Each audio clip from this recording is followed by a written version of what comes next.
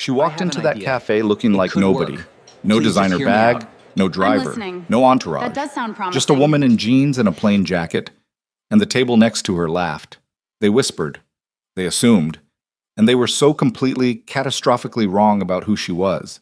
But before Avery Sterling could walk out that door and disappear back into the world that only knew her net worth, a stranger stood up.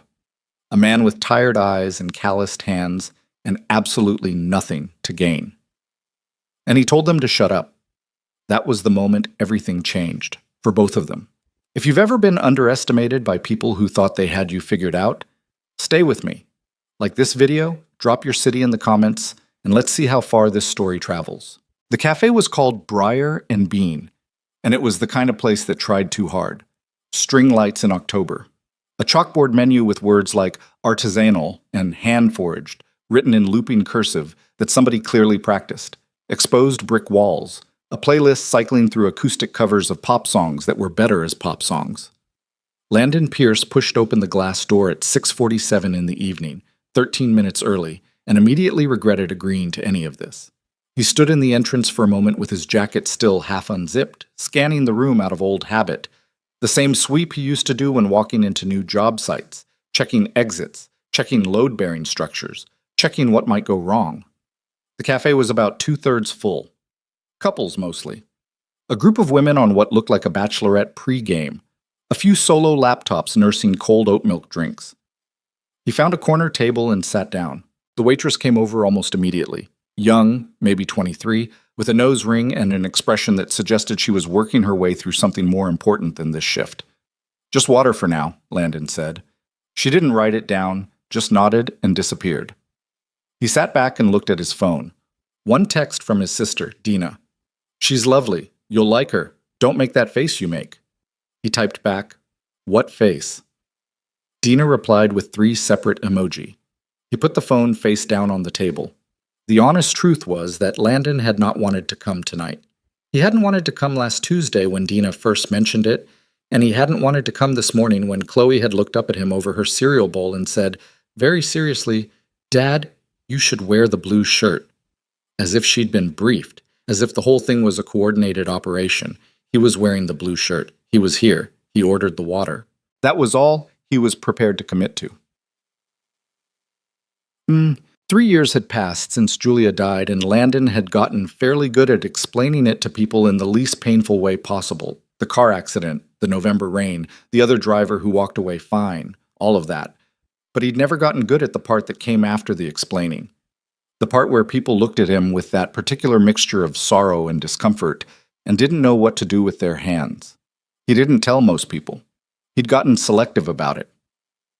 What he told people instead was that he was a single dad, that he ran a small construction company, Pearson Company, that had been growing slowly but steadily for the last few years, that his daughter Chloe was 7 years old and recently obsessed with sharks, and also, inexplicably, with competitive baking shows that she was absolutely not old enough to watch, but he'd stopped fighting that battle around episode 4 of the most recent season. He told them easy things, safe things. The other stuff, the grief that didn't announce itself anymore, but just showed up sometimes in the middle of an ordinary Tuesday, the specific weight of reading bedtime stories to a kid who sometimes reached up and patted his face in the dark as if checking he was still there, that stuff was not for first dates, or second dates, or probably third. He was reading the menu for the 4th time without absorbing any of it when the bell above the door chimed and a woman walked in. He knew immediately, without knowing how he knew, that this was her.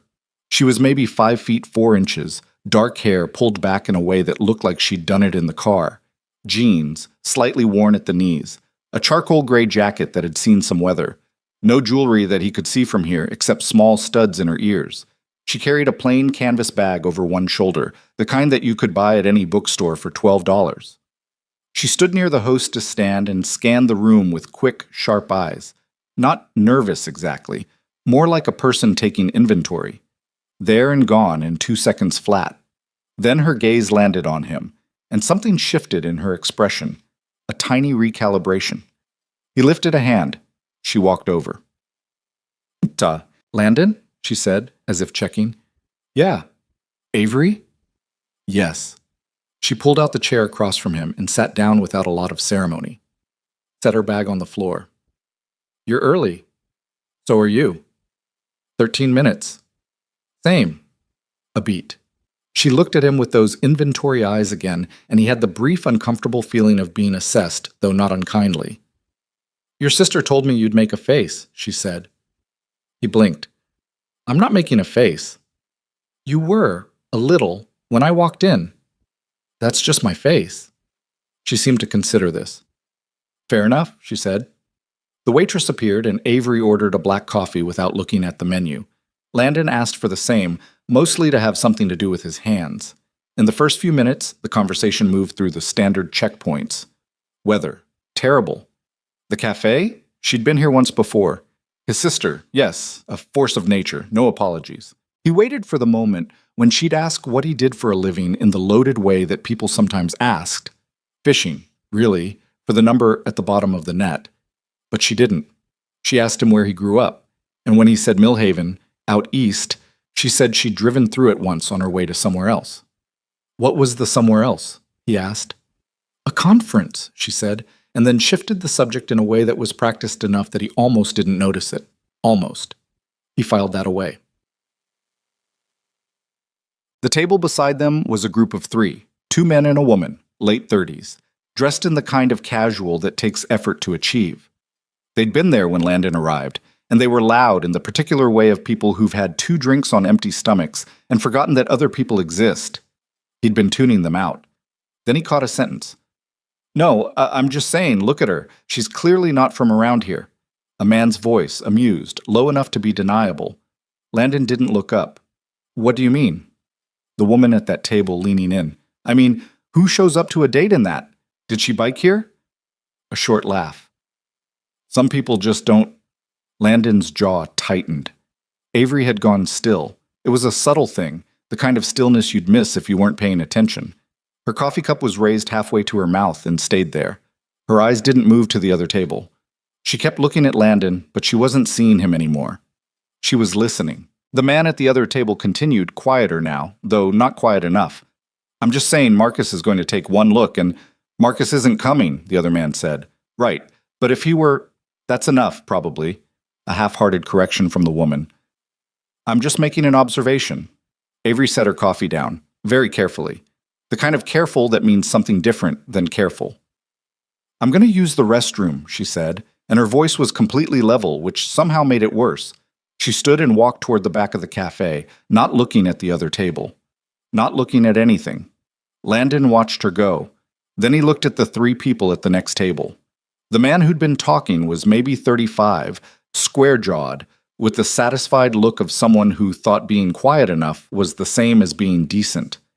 Landon waited until Avery turned the corner, out of sight. Then he leaned forward slightly in his chair. Hey, he said. The man looked over. Sorry? The woman you were just talking about. Landon kept his voice even, conversational, like he was asking about the specials. She can hear you. The man's expression flickered. I wasn't. You were. Landon wasn't angry. That was the thing. He wasn't performing anything. He was just tired, the way a person gets tired of something that keeps happening over and over in every room in every city until it feels like furniture.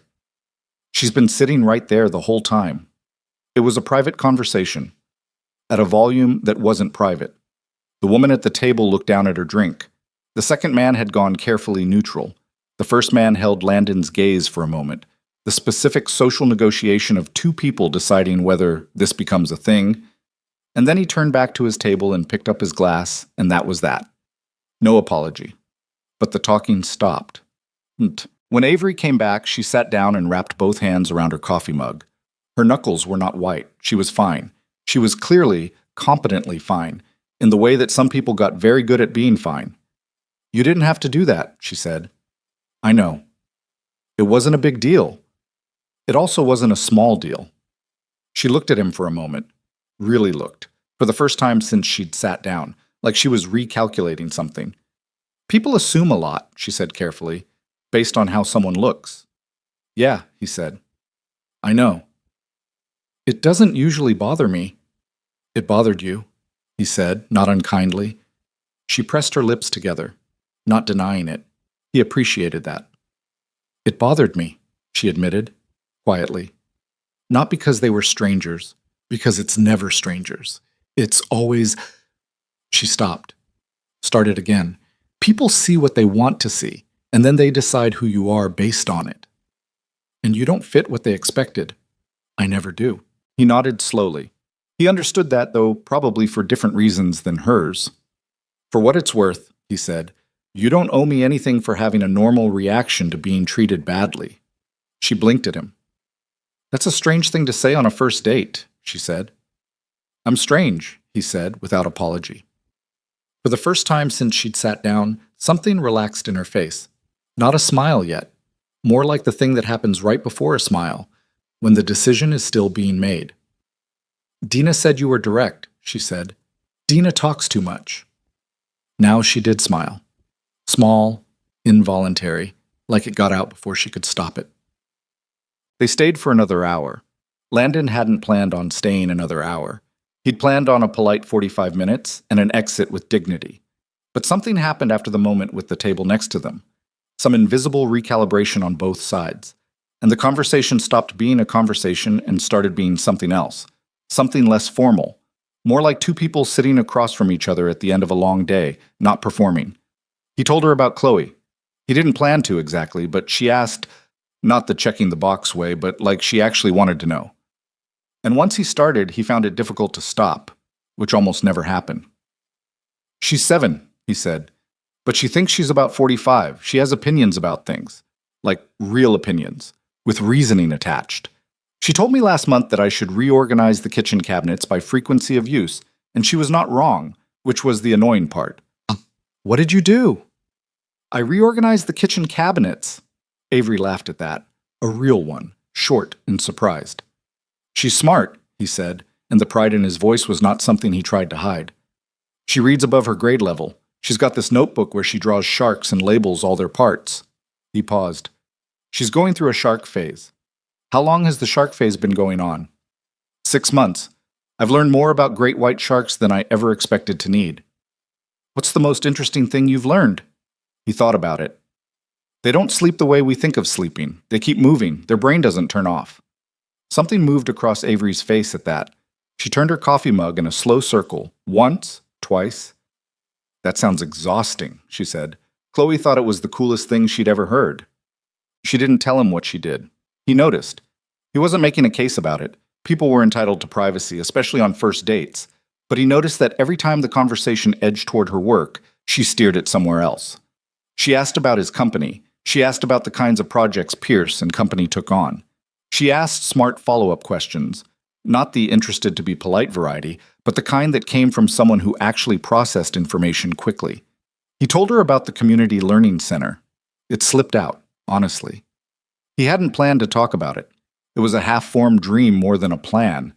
A space for kids in the Millhaven corridor who didn't have consistent access to tutoring or after-school programs, something between a library and a workshop, with actual resources and actual people who showed up every week. He'd had the vision for it for 2 years and had done almost nothing with it except sketch the floor plan once on a napkin and then lose the napkin. There's a building on Keene Street, he said, old textile warehouse. Been empty for about 4 years. The bones are solid. I could do most of the renovation work myself, or with my crew, if I could get the financing. Have you applied for any grants? I looked into it. There are programs. He rubbed the back of his neck. I don't have a lot of time to sit down and figure out the application process. And there's no guarantee. And right now the business is going through some things, so. What kind of things? He shook his head. Nothing I need to unload on a first date.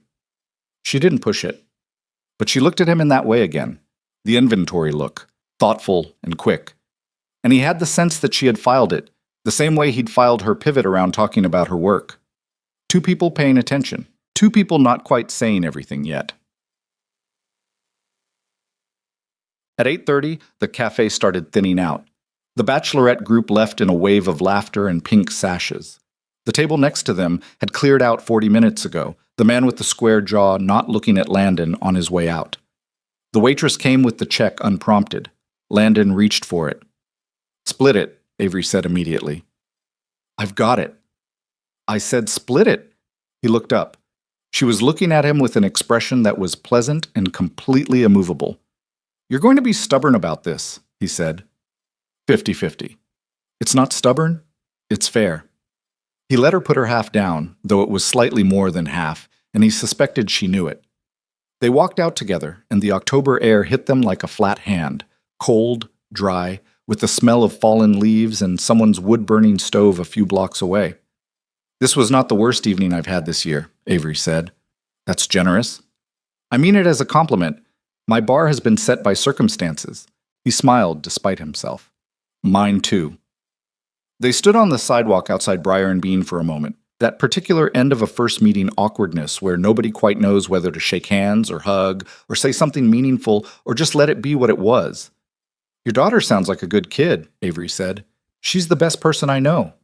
Something in Avery's expression shifted at that. Something quiet and a little unguarded, in and out in 2 seconds.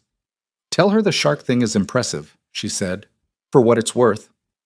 She'd want to explain the full circulatory system to you in return." "I'd probably survive it." He looked at her for a moment. "Dina will ask me how it went." "What will you tell her?" "I'll tell her it went well." He paused. "Did it go well?" She met his eyes. "Yeah," she said, and the word was simple and direct and didn't have any performance in it. "I think it did." Landon drove home through streets slick with early autumn rain, the windshield wipers going back and forth in the dark, and tried to figure out what had just happened. He pulled into the driveway at 9:15. The kitchen light was on. Dina had come over to watch Chloe, as arranged, and he could see through the front window that the television was going. Some baking competition from the sound of it. He sat in the car for a moment with the engine off. He thought about the way Avery had gone still at that table, the careful movement of the coffee cup, the way she'd said people see what they want to see, quietly, like someone describing a condition they'd been living with for a long time. He thought about the way she'd pivoted every time the conversation moved toward what she did for work. Not lying, exactly. More like a person who'd learned to protect something. And he pushed the thought away as soon as it arrived, but it came back. That the last time he'd sat across from someone and thought there is more going on here than they're telling me had been Julia, on their second date, when she'd finally admitted she was terrified of birds and had spent their entire first date near a park fountain braced for pigeons. He sat with that for a second. The comparison. The small, quiet ache of it. Then he got out of the car, walked up the porch steps, and opened the front door to the smell of microwave popcorn and Chloe's immediate shout, "Dad, this guy just made fondant butterflies, and they're actually beautiful. Come look." And the night folded back into ordinary, and that was fine. That was good. He didn't tell Chloe much about the date. She was 7 and terrible at being indirect, and Landon knew if he gave her any information she'd have architectural plans drawn up by morning. So he said it was nice, and the coffee was good, and the person was fine, and Chloe looked at him with the specific 7-year-old expression that meant, "I know you're not telling me everything, but I'm choosing to let it go for now." Dina was less tactful. She texted him at 9:47 p.m. "So?" He replied, "It was good, define good, normal good, coffee good, not awkward." "Did you ask for her number?" He looked at his phone. Then he realized, with a slight jolt, that he hadn't. And she hadn't asked for his.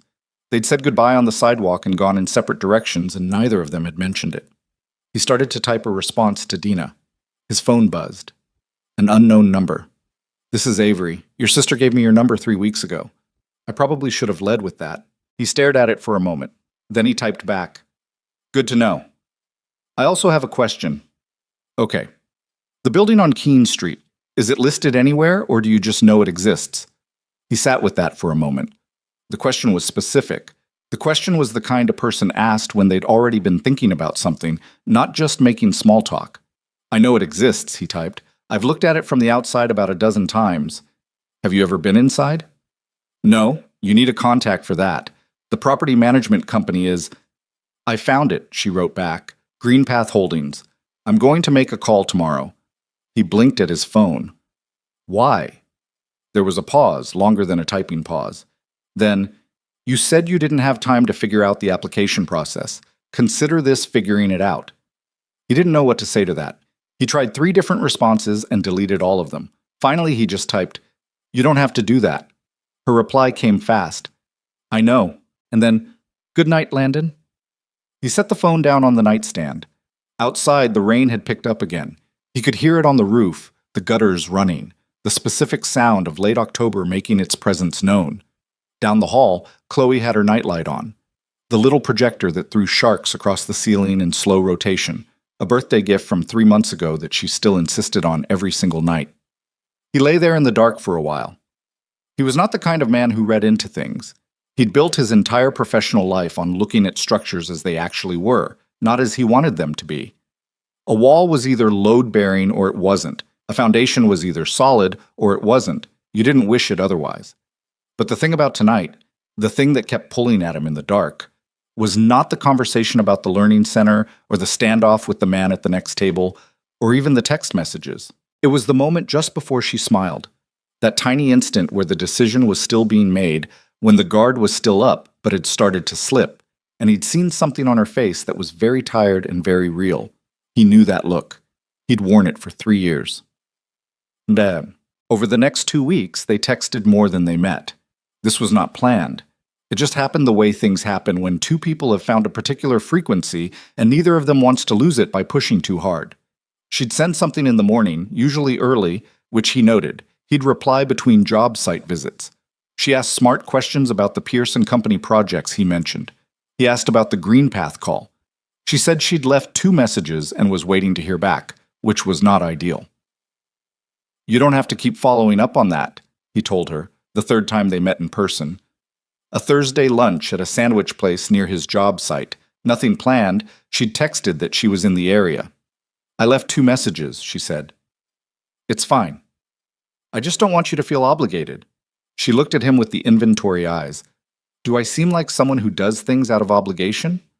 No, he admitted. You seem like someone who does things because she decided to. Correct. She took a bite of her sandwich. So stop apologizing for it. He still didn't know what she did. He'd asked once, lightly, early in the 2nd week, so what is it you actually do? And she'd said I work in tech, and then asked him a question about roof load calculations that was somehow specific enough to be genuine, and they'd gone from there. He hadn't pushed. There was something he respected about it, actually. The world he moved through, construction, contracting, small business, was not a world where people hid their money. If anything, it was a world where people overstated it, inflated it, used it as a measure of weight and seriousness. The fact that Avery Sterling, whoever she actually was, had sat across from him in a $12 canvas bag and talked about children's learning centers and shark biology and the Green Path property management, hold music without once referencing her income bracket. That meant something. He didn't know what exactly, but it meant something. His accountant called on a Friday afternoon, 3 weeks after the Briar and Bean date, and Landon took the call in his truck outside a job site in the rain. I need you to come in, said Ray, who was 61 years old and had been Landon's father's accountant before he was Landon's, and who did not dramatize things. This week, sooner if you can. What's wrong? The Caldwell contracts. A pause. Landon, 3 of them have been terminated, and there's a penalty clause being invoked on the Riverside build. Landon stared out the windshield at the rain. That's not possible, he said. We were on schedule. We passed every inspection. I know. Caldwell signed off on the Riverside walkthrough himself. I know. But the termination letters cite code violations and a pattern of safety infractions. Ray paused again. There are no safety infractions on record. I pulled everything. It's not documented because it didn't happen. The rain hit the roof of the truck in a flat, steady rhythm. Somebody's making it up, Landon said. That's what it looks like. Why? Ray was quiet for a moment. I don't know yet, but the Caldwell Group has been doing business with a new development consortium. They came in about 8 months ago, Meridian Properties. I've heard the name. They've been acquiring commercial real estate in the Millhaven corridor, the Keene Street area mainly. There's been some pressure, I've heard from other contractors, to clear out the smaller operators who have any foothold in that zone. Landon's hand tightened on the phone. Keene Street. The building. The bones or solid warehouse he'd described to Avery over coffee 3 weeks ago. He sat there in the rain for a long time after he hung up. He didn't tell Avery right away. Part of that was pride, pure and simple. the specific grinding pride of a man who'd built something with his own hands and didn't want to admit it was being taken apart by someone he'd never even met.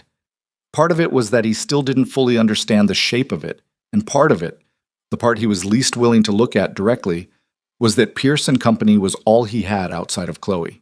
It was the thing he'd built after Julia died, the thing he'd thrown himself into as a way of surviving the first year.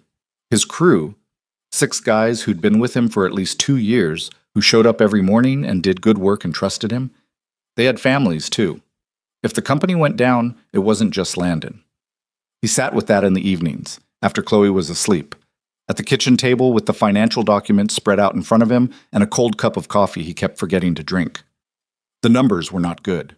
Without the Caldwell contracts, the company's runway was shorter than he wanted to admit. He could manage for 4 months, maybe 5 if he pulled back on some overhead. After that, without new work coming in, and new work was slow to come in when someone was actively spreading bad information about your safety record, it was a cliff. He put the documents away before Chloe woke up in the mornings. He made her breakfast and listened to Shark Facts and drove her to school, and then sat in the pickup outside for 10 minutes before he could make himself go deal with the day. On the 7th day of this, Avery texted him. "You've gone quiet. Everything okay?" He started to type. "Fine, just busy." He stopped, deleted it, typed. "Not really. Can we meet this week?" She replied in 40 seconds. "Tomorrow, noon. You pick the place." They met at a diner on the edge of his work territory. Booths, laminate tables, coffee in white ceramic mugs that were slightly chipped. He was already there when she arrived, which was becoming a pattern, and she slid in across from him without ceremony and looked at him. "Tell me," she said, no preamble. So he did. He laid it out methodically, the way he laid out job site problems. Here's what happened. Here's what I know. Here's what I don't know yet. He told her about the Caldwell contracts, the fabricated safety violations, Ray's theory about Meridian properties, and the Keene Street corridor. She listened without interrupting. She wrapped both hands around her coffee mug. He'd noticed she always did this, always both hands, and she listened. When he finished, she was quiet for a moment. "Meridian properties," she said. The way she said it was strange, flat but not empty, more like someone touching a bruise to confirm it's there. "You know them?" "I know of them." Her eyes were somewhere else for a second. Then they came back to him. "How long has this been going on?" "The termination letters came in 3 weeks ago, but I think the groundwork was being laid for longer than that." "Are you going to fight it?" "I'm trying to figure out how." He turned his coffee mug in a slow circle.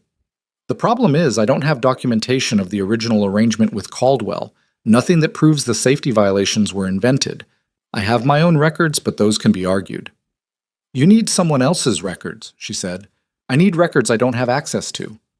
She nodded slowly, and that inventory look was in her eyes again, measuring, calculating. But it was different now, more internal, like she was measuring something in herself. "I'm going to look into this," she said. "You don't—" "Landon." She said his name with a precision that stopped him. "Let me look into this." He studied her face. She was not offering out of politeness. She was not making a gesture.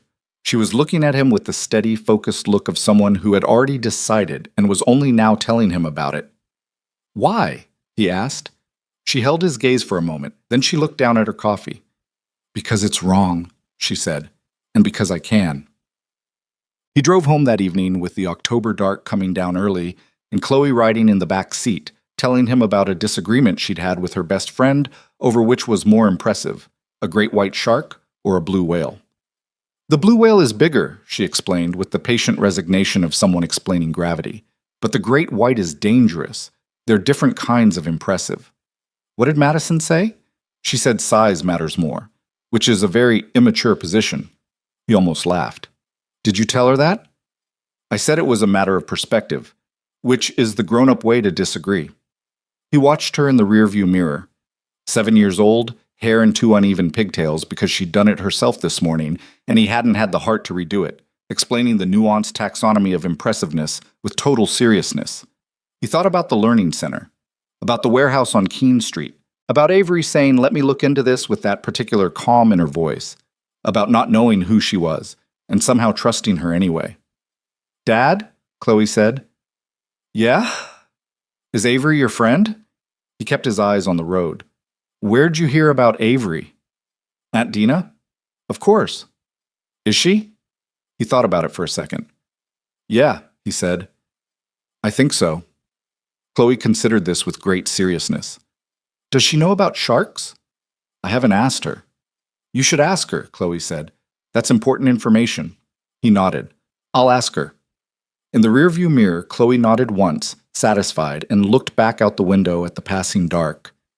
And Landon drove on through the cold October night, toward a house with the kitchen light left on, and tried to figure out what he was walking toward and whether he was ready for it, knowing, in the way a man knows things he doesn't want to say out loud, that ready or not, something had already begun.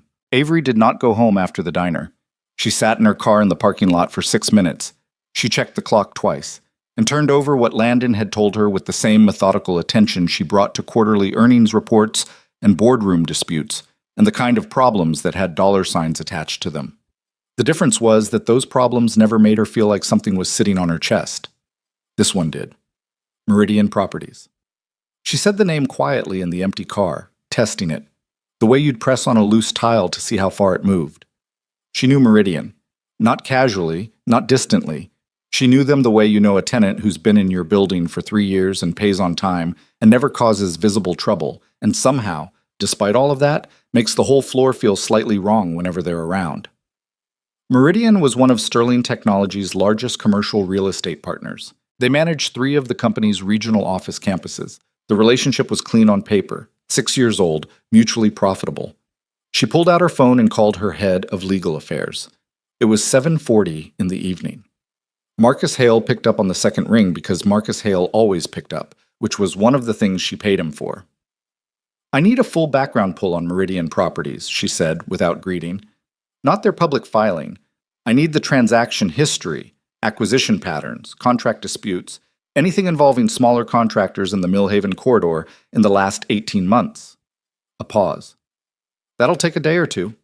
Tomorrow, end of day. Another pause. I'll make it work. Don't flag it internally, she said. Just us for now. She hung up and sat there another minute in the dark parking lot. Through the diner window, she could see the booth where she and Landon had been sitting. A busboy was clearing the table, the white ceramic mugs going into a tub. She thought about the way Landon had laid it all out. No drama, no inflation, just the facts in order. The way a person talks when they've been sitting alone with something for too long and have worn all the emotion off it, down to the plain shape of the problem. He'd looked tired. Not sleep-tired. The other kind. She knew the other kind. She started the car and drove back to her penthouse, and she did not think about the fact that she had, at no point in the last 3 weeks, told Landon Pierce who she actually was. She was good at not thinking about things she'd decided not to think about yet. Dina's voice on the phone the next morning was immediately suspicious. You want to meet Chloe, she said, not as a question. I'd like to, Avery said. She was standing at her office window, 42 floors up, looking out at a city that was doing what cities do in November, going gray and bright and loud all at once. If Landon's comfortable with it. Why are you asking me instead of him? Because I don't know if there's a protocol. I don't want to... She stopped. She was not in the habit of not knowing the right way to say something, and the sensation was mildly irritating. I don't want to step wrong. There was a silence on Dina's end that was warm in a way silences could sometimes be. He doesn't bring people around Chloe, she said, in case you were wondering. I wasn't wondering. You were a little. Avery turned away from the window. Will you just tell me if it's a bad idea? It's not a bad idea, Dina said. Ask him yourself. He'll say yes. He's been talking about you, you know. Not a lot. He doesn't talk a lot. But he talked. Avery set that information carefully aside in the place where she kept things she wasn't ready to examine directly. Thank you, Dina. You're welcome. Also, when are you going to tell him? The question landed flat and clean, the way Dina's questions tended to. Tell him what? Avery said. You know what. She did know what. When it's the right time. Those words, Dina said pleasantly, are what people say when they're hoping the right time never arrives. Avery didn't answer that. She said goodbye and hung up and stood at her window for another minute looking at the city. The right time did not arrive that week, or the following week, which was the second week of November. and which brought with it a cold front that turned the Millhaven streets the color of pewter, and also, more relevantly, the first time Avery met Chloe Pierce. It happened on a Saturday afternoon, which she suspected was not accidental. Landon had suggested it carefully, in the way he did things he'd thought about more than he let on. A trip to the Natural History Museum, low stakes, public place, nothing that required anyone to perform. He'd mentioned it on a Wednesday and spent 3 days not following up, which she'd read correctly as him giving her room to back out if she wanted to. She didn't want to. The museum was crowded in the particular way of Saturday afternoons with families, strollers, noise, the specific chaos of children who have been told they cannot touch anything and have interpreted that as a challenge. Avery arrived first, again, and found Landon and Chloe coming through the main entrance 3 minutes later. She recognized Chloe before Landon introduced them, which made no logical sense except that the kid looked exactly like her father in miniature.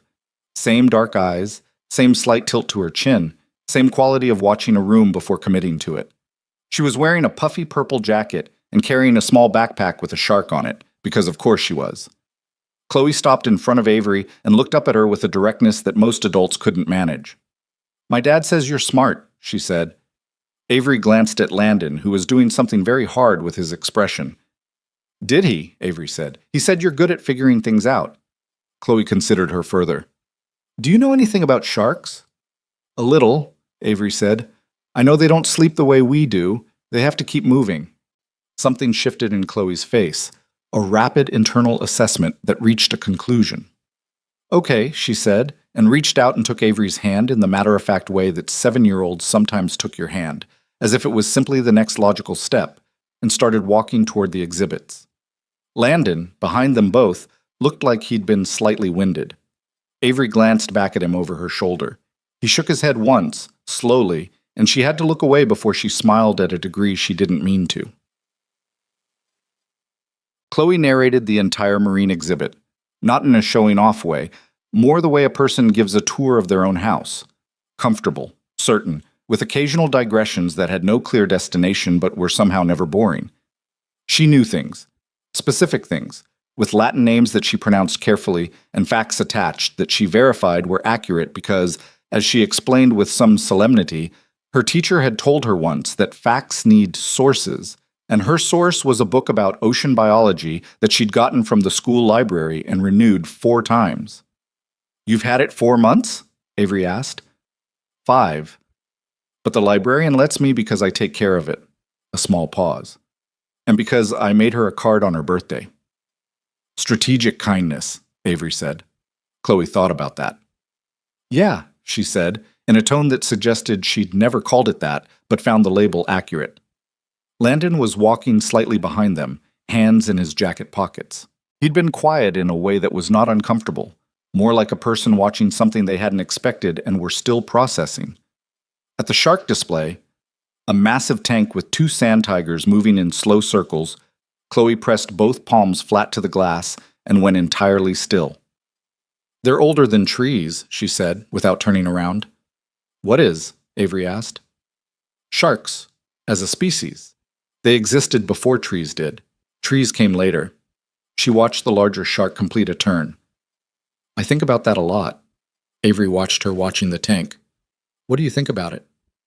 "That it means being old doesn't mean being behind. It means you figured something out early." She turned around and looked at Avery with the same directness as before. "My dad's been doing the same things since I can remember. He doesn't change a lot, but he's not behind either. He's just figured his things out." Landon, 2 feet away, said nothing. Avery looked at Chloe for a moment. 7 years old, with a shark on her backpack and a library book renewed 5 months running, explaining evolutionary persistence at a fish tank on a Saturday afternoon. "I think that's a good way to see it," Avery said. Chloe nodded once and turned back to the tank. They got hot chocolate in the museum cafe afterward, and Chloe fell asleep in her chair with her head on Landon's arm before she'd finished half of it, the way young children sometimes simply collapsed without warning, mid-thought, like a phone hitting 0 battery. Landon didn't move his arm. He just sat there and drank his coffee left-handed and watched his daughter sleep. "She does this," he said quietly, "runs at full capacity, and then just stops." "She's extraordinary," Avery said, and she meant it without decoration. He looked at her. The look was direct and serious, the way he got when something mattered. She liked you, he said. She doesn't do that fast. She held my hand immediately. Yeah, a beat. That surprised me too. Avery turned her coffee cup in the slow circle she'd picked up without noticing. Can I ask you something? Sure. When you talk about her, your voice changes. He looked at his daughter, not her. I know. Not softer. Just, she searched for the right word. More certain, like she's the one thing you don't have doubts about. He was quiet for a moment. Outside the cafe window, November rain had started, thin and gray. She's the one thing I don't have doubts about, he confirmed. Avery sat with that. There was something in it she recognized from a distance, that quality of having one solid point when everything else felt variable, though her version of it looked nothing like his, and lived in spreadsheets and quarterly targets instead of a sleeping kid with a shark backpack. I haven't been fully honest with you, she said. She hadn't planned to say it. It came out the way things sometimes did when she'd been carrying them too long. Landon looked at her then, patient, not alarmed. About what you do, he said. It wasn't a question. She should have known he'd already worked out the shape of it. I didn't lie, she said carefully. I work in tech, that's true. But it's not complete. No. He waited. She opened her mouth, and then her phone buzzed in her jacket pocket. She reached for it automatically, the reflex of someone whose phone call volume was in a different category than most people's. And she saw Marcus Hale's name on the screen and the specific shorthand they used for urgent, 3 words. Need to talk, tonight. She looked up at Landon. I have to take this, she said, and hated the timing with a completeness that surprised her. Go ahead. She stepped away from the table toward the cafe entrance. Marcus was already talking before she got the phone fully to her ear. The Meridian pull came back, he said. Avery, it's bad. She kept her voice flat. How bad? They've done this before. 3 other small contractors in the last 14 months, all of them operating in corridors Meridian was targeting for acquisition. All of them hit with fabricated code violations through their development partners. One of them folded. One is still in litigation. One walked away. She looked back at the table. Landon was repositioning Chloe's head on his arm, carefully, not waking her. There's more, Marcus said. Tell me. Meridian's primary silent investor, the one who's been funding the Millhaven corridor expansion. A pause. It's Harlan Cross. She stood very still. Harlan Cross was 64 years old and ran a private real estate consortium that had been a Sterling Technologies partner for 6 years. He sat on 2 industry boards she also sat on. They'd had dinner at a charity function 8 weeks ago, and he'd congratulated her on Sterling's Q3 numbers, and she'd thanked him, and neither of them had indicated that anything was wrong. Harlan Cross, she said. Yes. He's been funding a campaign to destroy a small construction company in Millhaven. Based on the transaction trail, yes. And it's not just Pierce and Company. There are at least 4 other small operators in that zone who are being pressured out. She turned away from the cafe entirely, facing the museum corridor. A group of children were running past, trailing a harassed-looking teacher. Pull everything, she said. Every transaction, every communication we can access, every contract touchpoint between Sterling and Meridian going back to the beginning. That's 6 years of, I know how long it is, Marcus. Pull it. Avery? His voice was measured. He was one of 2 people in her professional life who could use that tone with her.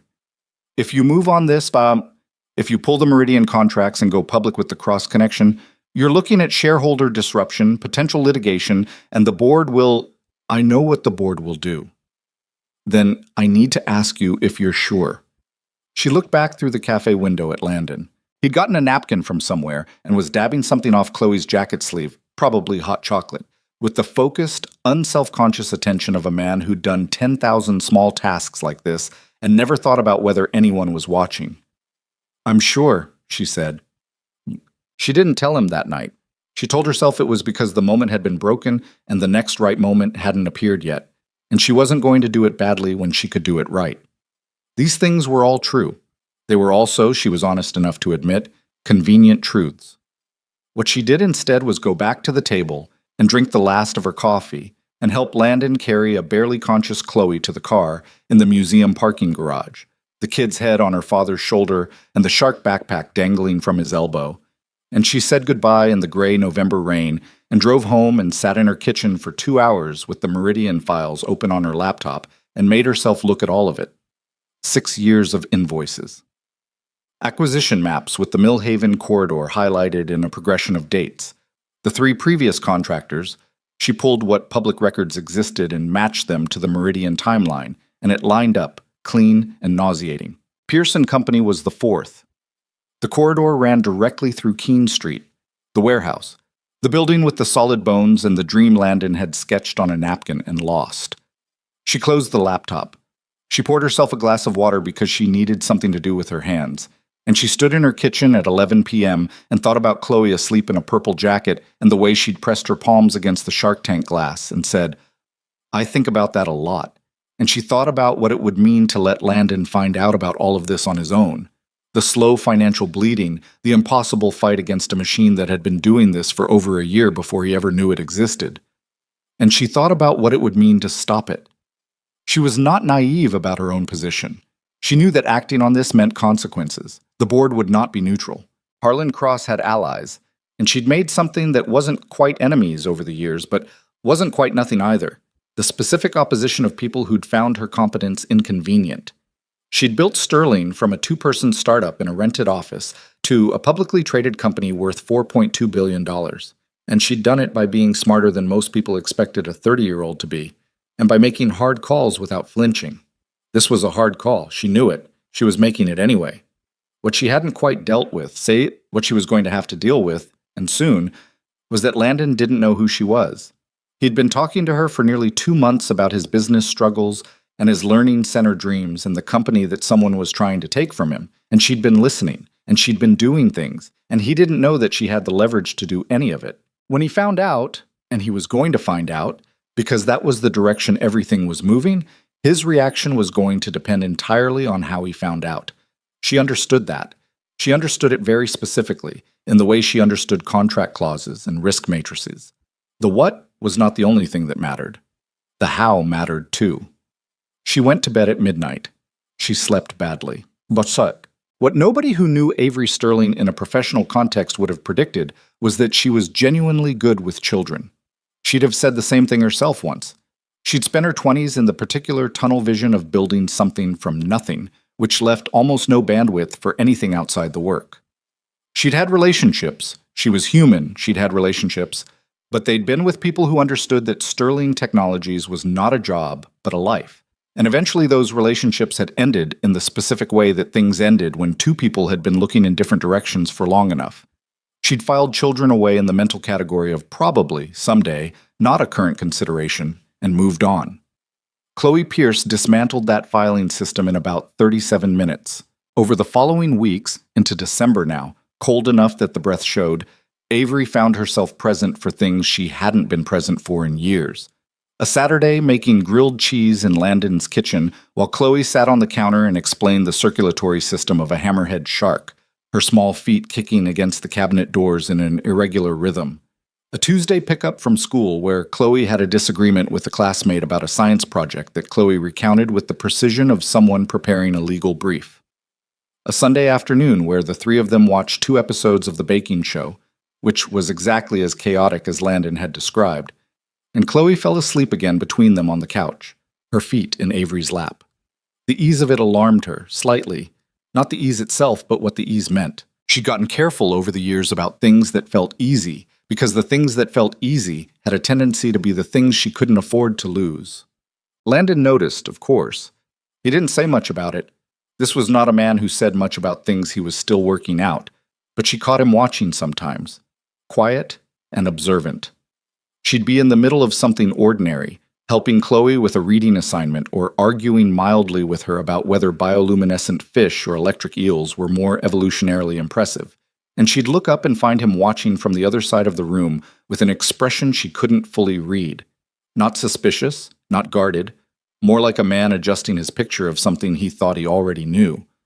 One evening in mid-December, after Chloe was in bed, he made tea. He was a tea drinker in the evenings, which she'd known for weeks and still found mildly unexpected, and they sat in the living room with the lamp on and the street noise coming in low through the windows. "She talks about you," he said. "Chloe, after you leave." "What does she say?" "Last week she told me that you think like an engineer but talk like a person." He looked at his mug. "I told her that was a compliment. She said she knew." Avery was quiet for a moment. Outside, someone was walking a dog in the cold, and she could hear the tap of its nails on the sidewalk faintly through the glass. "Landon." "Yeah. The thing I haven't told you, about what I do." She looked at her hands. "I'm going to tell you soon. I just want you to know that the reason I didn't lead with it wasn't—" She stopped. "It was never strategy. I want to be clear about that. I wasn't managing you. I was just tired of being the thing that people see first." He turned his tea mug slowly. He didn't ask her to explain more, and he didn't rush to reassure her, both of which she appreciated. "Okay," he said finally. "That's it? I figured there was a reason." He glanced at her. "You're not careless. Whatever it is, you had a reason." She held his gaze for a moment. Something ached in her chest a little, in the specific location where trust and risk overlapped. "The Meridian investigation," she said carefully. "I'm further along than I've told you." His expression didn't change. He waited. "I have documentation of a pattern. 4 contractors, fabricated violations, all in corridors Meridian has been acquiring." She paused. "And the funding source. I know who it is." The stillness that came over him was not the stillness of the coffee cup at the other table, contained and controlled. This was different. This was the stillness of someone absorbing a hit and deciding what to do with it. "You've been working on this for weeks," he said. "Yes." "While we were—" "Yes." He stood up and walked to the window. She didn't fill the silence. He needed it. "Okay," he said finally, back still to her. "I know that's a lot to sit with." "It is." He turned around. His face was not angry. It was something more complicated than anger, which was somehow harder. "I need you to tell me the rest, all of it, what you know and what you're planning to do about it." She nodded, and she did. She told him everything. The Meridian transaction trail, the 4 contractors, Harlan Cross, the Sterling Technologies connection that she hadn't wanted to say out loud before now, in this room, to this man who'd been trusting her for weeks without knowing the full weight of what he was trusting. He listened to all of it. He asked 2 questions, both precise, both about things she'd wondered if he'd catch. The timeline of the Keene Street acquisitions relative to the Caldwell terminations, and the nature of the penalty clause that Ray had flagged. She answered both. When she finished, the lamp was the only light on in the room. "There's a shareholder meeting in January," she said. "I can bring this there, publicly. It ends Cross's partnership with Sterling, and it puts the documentation into the record in a way that gives you legal ground to fight the Caldwell terminations. It also blows up a 6-year business relationship," he said. "For you." "Yes." "And your board won't—" "No. They won't be happy." She didn't look away from him. "I know what I'm doing." He looked at her for a long time, long enough that she felt it. "The person I thought I was getting to know," he said quietly. "Is that the same person?" "Yes," she said. No hesitation. He nodded slowly, looked at the window, the dark street, the lamp reflection in the glass. "You should have told me sooner," he said. Not accusing, just honest. "I know." He picked up his tea, which had gone cold, and looked at it like he was considering whether to say something else. Then he put it down and looked at her again, and something in his expression had shifted slightly. Not softer exactly, but with less of the complication in it. "I'm going to need some time," he said. "With this. With all of it." "Okay. Not—" He rubbed his face. "Not away time. Just thinking time. You understand the difference?" She did understand. She understood it better than she expected to. "I do," she said. He nodded. The lamp sat between them, throwing light in both directions, and neither of them moved to leave. The thinking time lasted 9 days. Landon didn't disappear. He texted, briefly and practically. A question about whether she'd eaten when she mentioned working late. A photo Chloe had apparently insisted on sending of a particularly impressive page in the ocean biology book.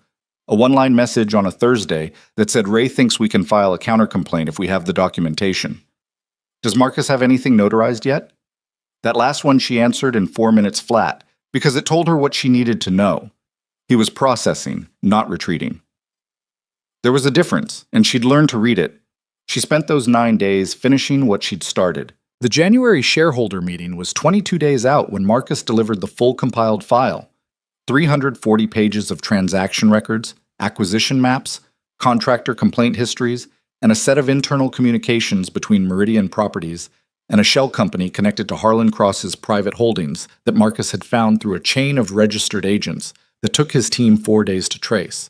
The communications were not ambiguous. They used careful language, the language of people who understood they might be read later. But the meaning was not ambiguous. She read all 340 pages. She read them twice. Then she called Marcus and said, "Prepare the presentation for the January meeting. I'm bringing this to the full board." Marcus was quiet for 3 seconds, which was a long time for him. The board includes 2 members with cross-adjacent interests. I know. Avery. Henderson and Park are both going to push back hard. Henderson's been on the board since your Series B. He'll frame this as reckless. He can frame it however he wants, she said. The documentation speaks. And the Meridian contracts? Terminating 6 years of commercial partnership is going to hit the Q1 projections. I know what it'll hit. Another pause. I just need to make sure you've run the full scenario. I've run it, she said. Every version of it. This is the one I'm choosing. She hung up and turned back to the window. 42 floors, the city going about its business below in the cold January light, and stood there for a moment with the particular stillness of a person who has made a hard decision and is waiting for the second guessing to arrive. It didn't arrive. That, more than anything, told her she was right. She told Landon the meeting date on a Saturday. They were in his kitchen again. She'd noticed that most of their important conversations happened in his kitchen, which she thought probably said something about him, about the kind of man who had a room in his house that functioned as the center of gravity. Chloe was at a birthday party, and the house had the particular quality of a place that was built for noise operating in temporary quiet. January 14th, she said, 10 a.m. Sterling Technologies headquarters. He was leaning against the counter with his coffee. He looked at her steadily. And after? After, the documentation goes into the official meeting record. Marcus files the evidentiary package with Cross's legal team the same afternoon. They'll have to respond. She paused. And we give Ray's countercomplaint everything he needs. They'll try to bury it, he said. Cross has lawyers who get paid to make things disappear. He does, she agreed. But this goes into a public shareholder record. That makes it significantly harder to bury.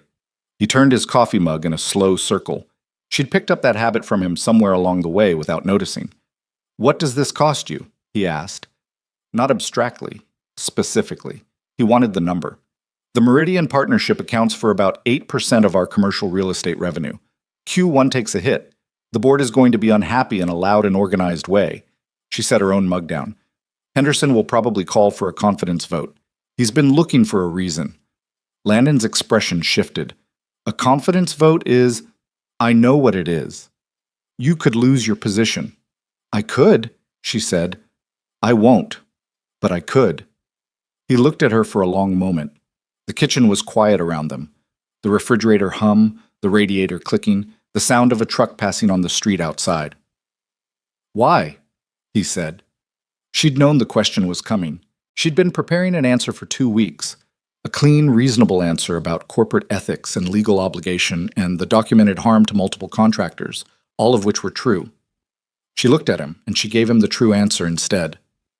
Because it's wrong, she said, and because you're... She stopped. Because I'm not going to sit on 340 pages of evidence and do nothing with it because it's inconvenient. He didn't look away from her. That's not the whole answer. No, she admitted. He didn't push her to finish it, which was, she was finding, one of the things about him that consistently undid her, the way he made room for things without demanding them. Tell me about the confidence vote, he said instead. Realistically, Henderson needs 7 votes on a 12-member board. He has 4 solid. He might get a 5th from Park. That still leaves him 2 short, and the other members have seen 6 years of results.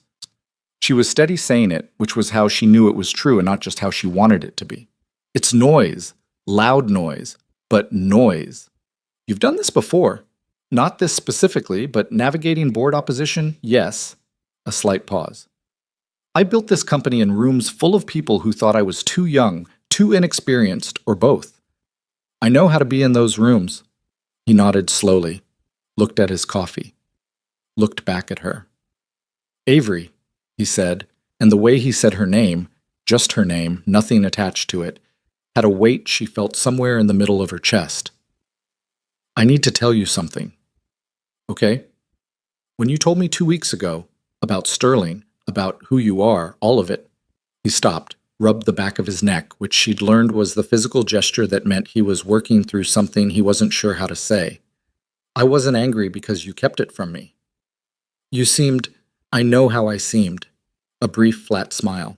I'm working on that, he set his mug down. I was thrown because I'd been talking to you about the business, about the company, about all of it, and the whole time you had the context to understand exactly what it meant. And I didn't know that. He paused. It felt like an imbalance, like I'd been showing you something without knowing what I was showing you. She understood that precisely. I should have told you earlier. Yeah, he said. Not to be harsh, just honest. But I also... He stopped again. I understand why you didn't. I've been thinking about it. What you said. Being tired of being the thing people see first. She said nothing. I see you, Sham, he said. I want you to know that. Not the company. Not the number. He met her eyes. You. The radiator clicked. The refrigerator hummed. The truck that had been outside was long gone. She had built a company that employed 2,400 people. She had sat in rooms with senators and fund managers, and twice decorated engineers and people whose names were on university buildings. She had given speeches that were live-streamed to industry conferences and written about in publications she'd been reading since she was 19. Nobody had said, I see you to her in a very long time. Maybe ever, like that. She picked up her coffee mug because she needed something to do with her hands. Okay, she said. Her voice was even. She was almost certain it was even. He looked at her with something in his expression that was almost amusement. You're terrible at receiving things, he said. I know. I'm not great at it either, for what it's worth. We're well matched that way. Apparently, he said. Chat. The January 14th meeting fell on a Tuesday. Avery arrived at Sterling Technologies headquarters at 7:45 a.m., 95 minutes early. She had been awake since 4:30, not from nerves exactly. She'd been doing high-stakes presentations since she was 24, but from the specific alertness of a person whose body understood that today was a line between one kind of thing and another. She went through the presentation once more in her office, alone.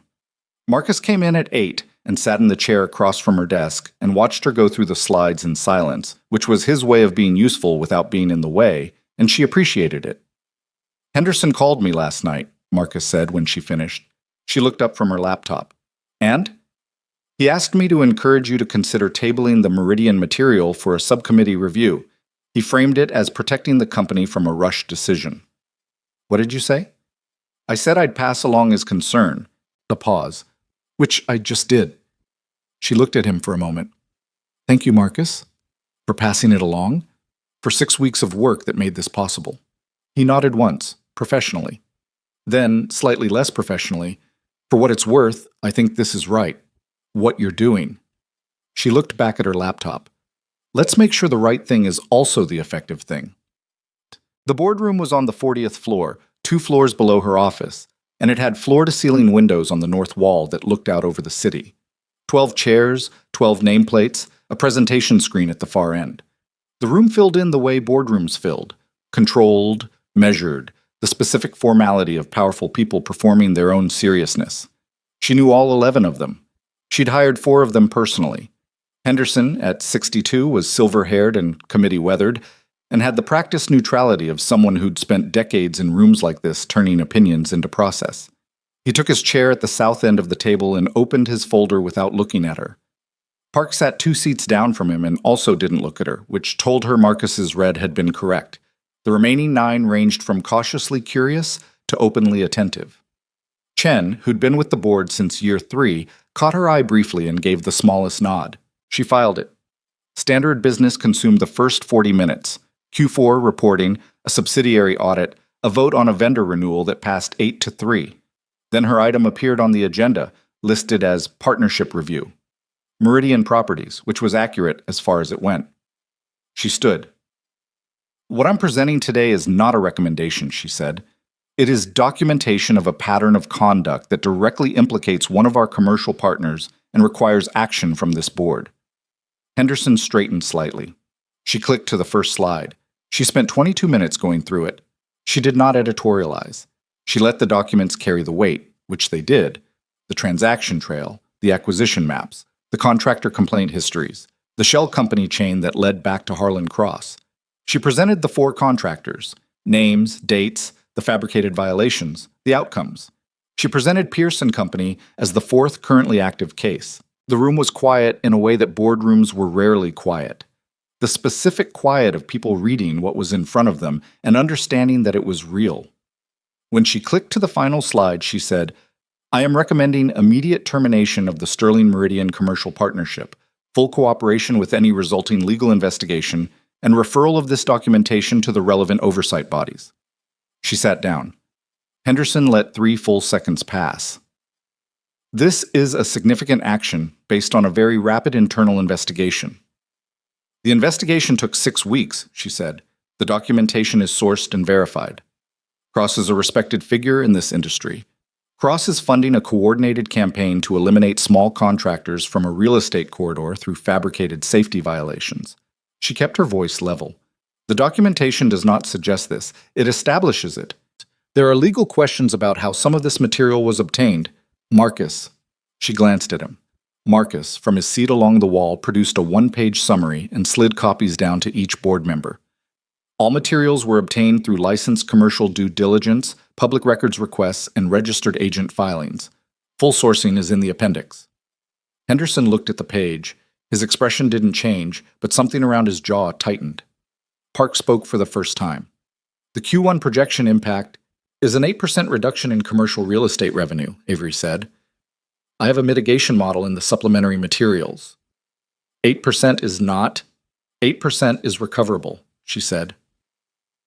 Our reputation for ethical conduct, if we knowingly sit on this and it surfaces externally, is not. The room absorbed that. Chen spoke from his end of the table. I moved to vote on the recommendation.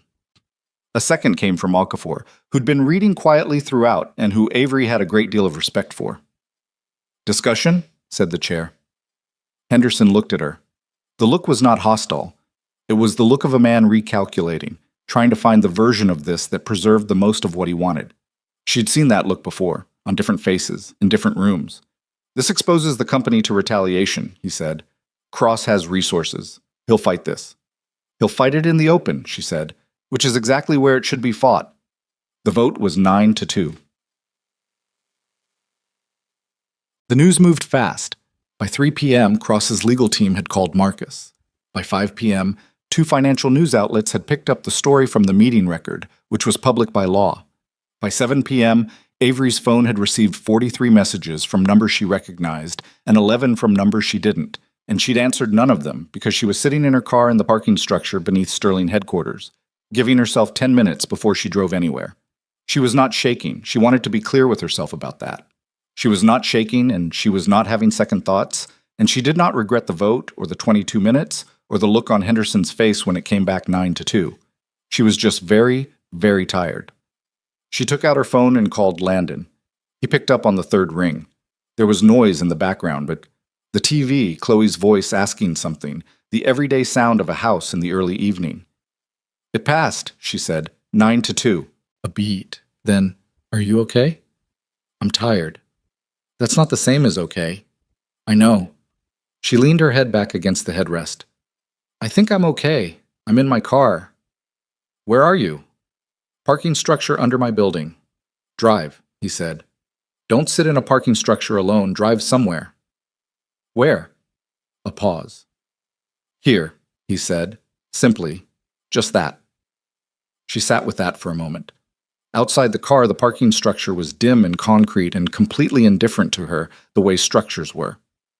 Chloe's going to want to tell me about sharks, she said. Probably. a slight warmth in his voice. She's been saving one, apparently. Something about deep-sea adaptations. That sounds alarming. She described it as exciting. Come. Checked. She got there at 7:45. Landon opened the door before she knocked, which meant he'd heard the car. Chloe was at the kitchen table with her ocean biology book open to a page of black and white illustrations.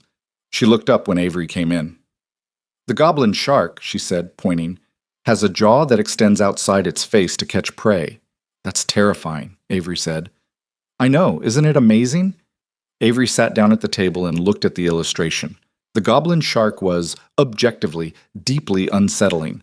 A pale, loose-jawed creature designed by something that had never seen sunlight. It was also, looking at it through Chloe's eyes, genuinely fascinating. It lives in deep water, Chloe said, where there's no light, so it adapted different tools because the normal tools don't work there. It made do, Avery said. It made do better than made do, Chloe corrected. It found a whole different way. Avery looked at the illustration for a moment longer than necessary. Landon, from the kitchen where he was heating something on the stove, said nothing, but she had the sense he was listening. You're right, she said. That is amazing. Chloe nodded with satisfaction and turned a page. Turkey. Landon put food in front of her without asking. Soup, something homemade, with bread on the side. And she ate it at the kitchen table while Chloe told her 3 more facts about deep-sea creatures and then announced she was going to read before bed, which Avery had learned was Chloe's diplomatic way of determining that the adults needed the room. 7 years old and practicing tact. She thought about that. After Chloe's light went off, she and Landon sat in the living room again, the lamp between them again, the street quiet outside. Henderson will push for the confidence vote, she said. Marcus thinks within the next 60 days. And you're ready for that? Yes. What do you need from me? He asked. Not performing, practically, just asking what was useful. She looked at him. The tiredness was still there, bone deep, but the weight of the day had distributed itself somehow since she'd walked through his door, and she wasn't sure how to account for it. Nothing right now. I just needed... She stopped. You needed not to be alone with it, he said. Yes. He nodded, no commentary, no reassurance she didn't ask for. She thought about what he'd said in the kitchen 2 weeks ago. I see you. She'd been carrying that around without meaning to, taking it out and looking at it in quiet moments, and then putting it away again carefully, the way you handled something you weren't sure how fragile it was. There's something I should have told you the first night, she said. He waited. The reason I agreed to a blind date when I hadn't done anything like that in 3 years. She looked at her hands. I was tired. Not professionally. I wasn't tired of the work. I was tired of walking into rooms and watching people rearrange how they treated me the second they knew the number. She paused. I wanted to sit across from someone who didn't know, just once, to see if I still... She stopped again. The sentence had an ending she hadn't spoken out loud before. To see if you still existed outside of it, he said quietly. She looked up at him. Yeah, she said. He was quiet for a moment. And? I had coffee with a man who told me I didn't owe him anything for having a normal reaction to being treated badly, she said. So? Something shifted in his face, the particular thing that happened right before he let something be real, when the careful management slipped slightly. He reached across the space between them and took her hand. Just that. A simple, deliberate hold. And Avery Sterling, who had voted 9-2 in a boardroom that morning and held her ground against a man with more lawyers than most countries, and who had not cried in a professional context in 6 years, felt something pull hard in her chest. She didn't cry, but it was a near thing. She turned her hand and held his back. I have to tell you something else, he said. She looked at him. When all of this came out, Meridian Cross, what they were doing to the company, his voice was level, but underneath it was something uneven and real. My crew, 6 guys. Marcus Tillman has a kid starting college next fall. Dion's been saving for a house for 2 years. He stopped. I couldn't fix it, and I needed to be able to fix it. Landon, I'm not saying you shouldn't have helped. I'm saying... He rubbed his face with his free hand. I'm saying it was hard to need saving. I'm telling you that because you were honest with me, and I want to be honest with you. She held his gaze. I know, she said. I know it was. Yeah. For what it's worth, she said carefully, you weren't being saved. You were being... She looked for the right word. You were being leveled. The field was rigged, and someone straightened it. He was quiet. You did the work, she said. You built the company. You passed every inspection. You hired Marcus Tillman and Dion and the rest of them, and you kept them. That's not saving. That's the playing field working the way it was supposed to. He looked at their hands, joined on the cushion between them. You're good at this, he said. At what? At saying the true thing without making it soft. She let out a breath that was almost a laugh. I've had practice. So have I. Outside, a car passed on the wet street and was gone. Landon didn't let go of her hand. She didn't let go of his, and the lamp sat between them, throwing light in both directions, the same as it had before, except that something between the two of them had shifted, quiet and irreversible, like a load-bearing wall that had finally been properly identified. Neither of them named it. Neither of them needed to. 3 days later, Harlan Cross released a public statement through his legal team calling the Sterling Board action reckless, evidence-thin, and motivated by a personal conflict of interest. The statement used the word inappropriate 4 times and the phrase serious professional concerns twice. It was, Avery noted, exactly as loud and exactly as empty as she'd predicted. What it didn't address, what it carefully stepped around with the practiced footwork of expensive legal writing, was a single line of the documentation. Marcus sent it to her with a 1-sentence message. He's not denying the facts. He's just naming them. She forwarded it to Ray Connors, Landon's accountant, with a note. This is what a weak response looks like. Your counter-complaint is solid. File it. Ray filed it by end of day. 2 of the 4 affected contractors, the ones still in litigation, reached out to Marcus within 48 hours asking how to access the documentation. He sent it with the full sourcing attached. The 3rd contractor, the one who'd folded, called Landon directly. He was 58 years old and had spent 19 years building his operation before Meridian dismantled it in a matter of months. He talked for 11 minutes, and Landon mostly listened, and when the call ended, Landon sat in his truck outside a job site for a long time. He texted Avery afterward. He said thank you. I didn't know what to say. She wrote back, You didn't have to say anything. He just needed someone to hear it. A pause. Then, You understand a lot about what people need. She read that 3 times. Then she typed, I'm learning. She set the phone down and looked out her office window at the city, 42 floors. The Millhaven corridor visible in the distance if you knew where to look, the grid of streets, the mix of old buildings and new construction, and somewhere in there a warehouse on Keene Street with solid bones and an empty interior and a floor plan that had once been sketched on a napkin by a man who'd lost the napkin. It was still there. She'd already put in a second call to Greenpath Holdings. This time, someone had picked up. The confidence vote came on a Thursday in late February, 41 days after the shareholder meeting. Henderson had spent those 41 days being efficient about it. He'd worked the phones, called in favors, had lunches with board members that he didn't mention to Avery because he didn't have to. She wasn't owed advance notice of a vote, just the vote itself. She tracked it the way she tracked most things she couldn't directly control, through the people around it, through the quality of the silences, through the specific way certain board members stopped making eye contact in the hallway. By the first week of February, she had a reliable count. Henderson had his 4. Park had moved to 5. 2 others were soft. Brennan, who was 67 and had been genuinely close to Cross socially, and Webb, who cared primarily about short-term share performance and had not loved the Q1 projection conversation. That put the potential ceiling at 7. Exactly enough. She told Marcus her count on a Monday morning. Mine is the same, he said. Brennan? Brennan had dinner with Cross's attorney 2 weeks ago. I'd call him a 6. Webb? Still soft. But the Q1 numbers came in better than the mitigation model projected. That helps. She nodded. How much better? 4% over projection. The Ellison contract filled most of the Meridian gap faster than expected. Make sure Webb sees that clearly before Thursday. I already sent it to his office this morning, Marcus said. With a note. She looked at him. What kind of note? The kind that says Q1 came in at 4% above the adjusted projection and attaches the supporting figures. He allowed himself a slight raise of his eyebrow. I've been doing this for a while. She didn't smile, but it was a near thing. What's your read on the final number? 7 to 5, he said. Henderson's way. Possibly 8-4 if Brennan holds, but the threshold is 7. He paused. It'll be close. She turned to the window. The city was doing February things. Gray, cold, the particular exhaustion of a month that had gone on too long. I'm not stepping down, she said. It wasn't defiance. It was just fact, stated clearly for the record. I know, Marcus said. I'm also not changing the recommendation or walking back the documentation. I know that too.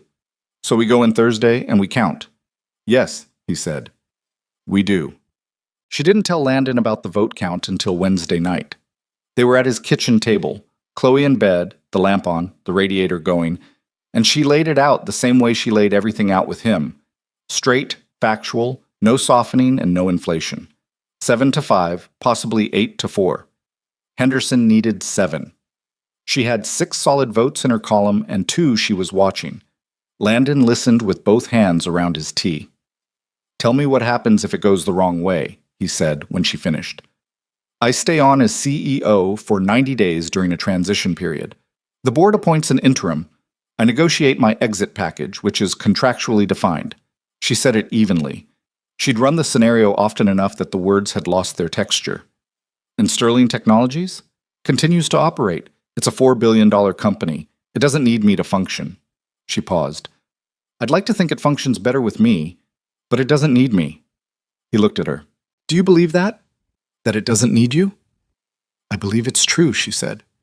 Needing to believe something and it being true are different things. He was quiet for a moment, the way he got when he was deciding whether to say the next thing. I know what it would mean to you, he said, if it goes wrong. I just want you to know that I know. She held his gaze. It was one of the things about him that she'd stopped being surprised by and started simply being grateful for. The way he didn't rush to minimize difficult things. He didn't say it'll be fine or you'll land on your feet or any of the phrases people said when they wanted the difficult thing to be over. He just acknowledged the weight of it and held it with her. I know, she said.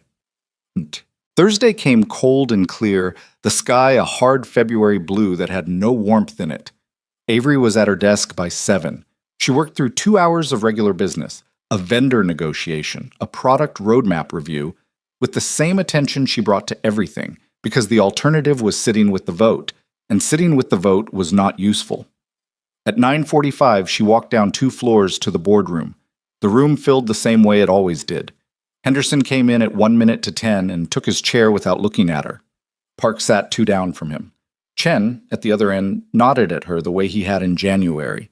Webb came in last, 30 seconds before the hour, and his expression as he sat down was carefully neutral, which she read as uncertain, which she read as not yet decided, which she filed. The vote was the second item on the agenda, which was Henderson's doing. He'd requested the placement, and she'd let him have it, because she wasn't going to fight over meeting order. Henderson presented his case for 12 minutes. He was measured and professional and made 3 legitimate points about the pace of the Meridian decision and the Q1 exposure and the principle of board consultation before major partnership actions. He did not once reference the documentation or the 4 contractors or Harlan Cross's coordinated campaign, which was either a strategic choice or an acknowledgement that those things could not be addressed cleanly. She suspected both. When he finished, Chen spoke first from her side of the table.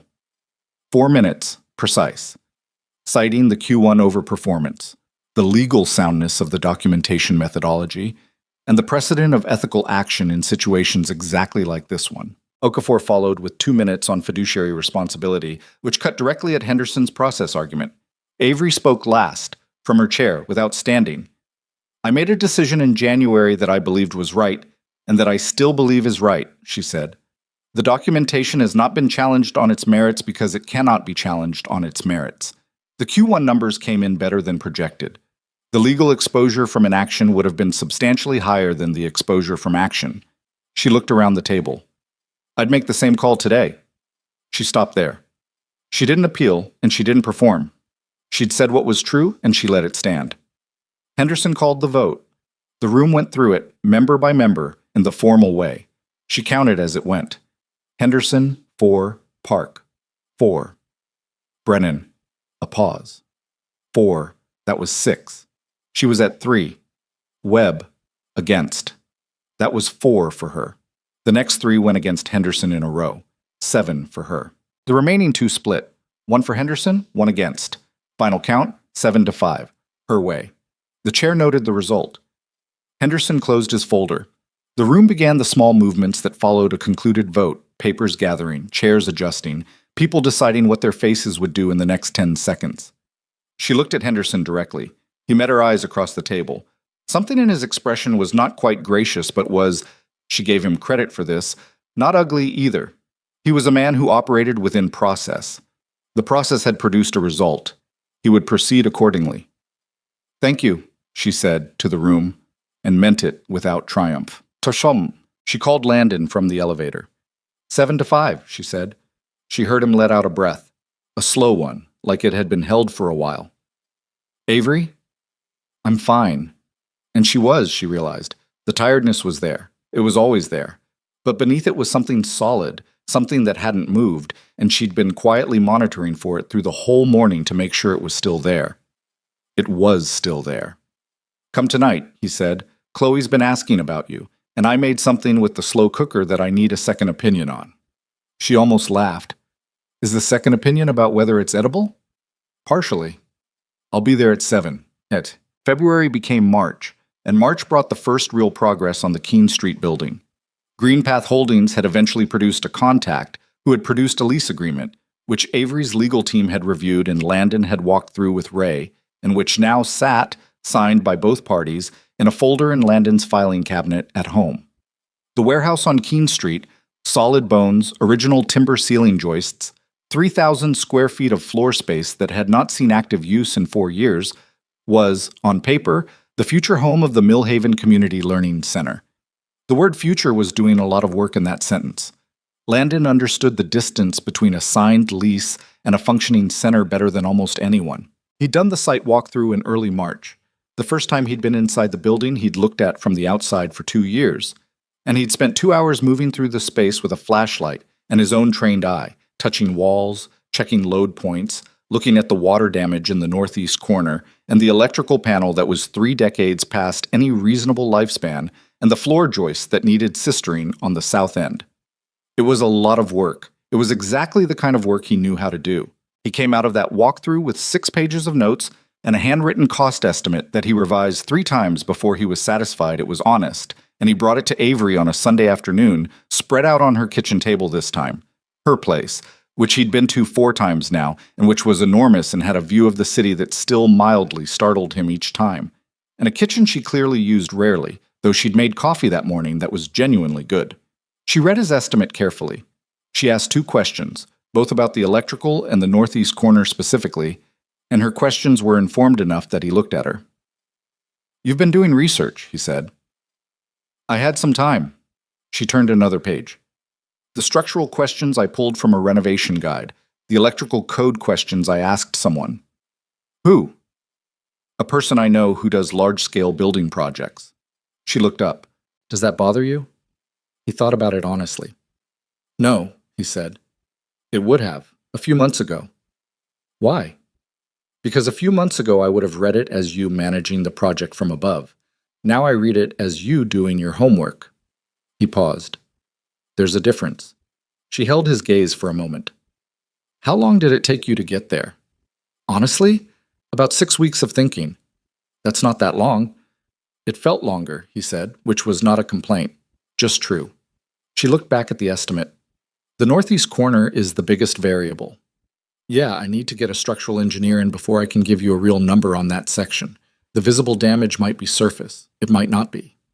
"Assume it's not," she said. "For planning purposes. Assume the worst case and work from there. That adds about 40,000 to the estimate." "I know." She turned the last page, set the packet down evenly. "I want to fund the renovation directly, not through a grant process. Pearson Company does the work, at full rate, no adjusted contractor discount." He looked at her. "That's not how this was supposed to go," he said carefully. "How was it supposed to go?" "The center was supposed to be a community project, grants, some fundraising, maybe a few local sponsors. He stopped. "I wasn't planning on it being an Avery Sterling project." She was quiet for a moment. "I understand the distinction," she said. And she did. He could tell she did, which was one of the things about her. What if the funding is through the Sterling Technologies Community Development Foundation? It's a separate legal entity. Your name is on the project. Your crew does the work. The foundation provides the capital. He looked at the estimate on her kitchen table. You've already looked into the foundation structure, he said. Yes. When? 3 weeks ago. He sat back in his chair. You're always about 3 weeks ahead of me. I think faster than I talk, she said. That's not always a virtue. He looked at her. She was watching him with that careful attention. Not pushing, not performing patience, just genuinely waiting. Let me think about it, he said. Okay? That's not a no. I know, she said. I've learned to tell the difference.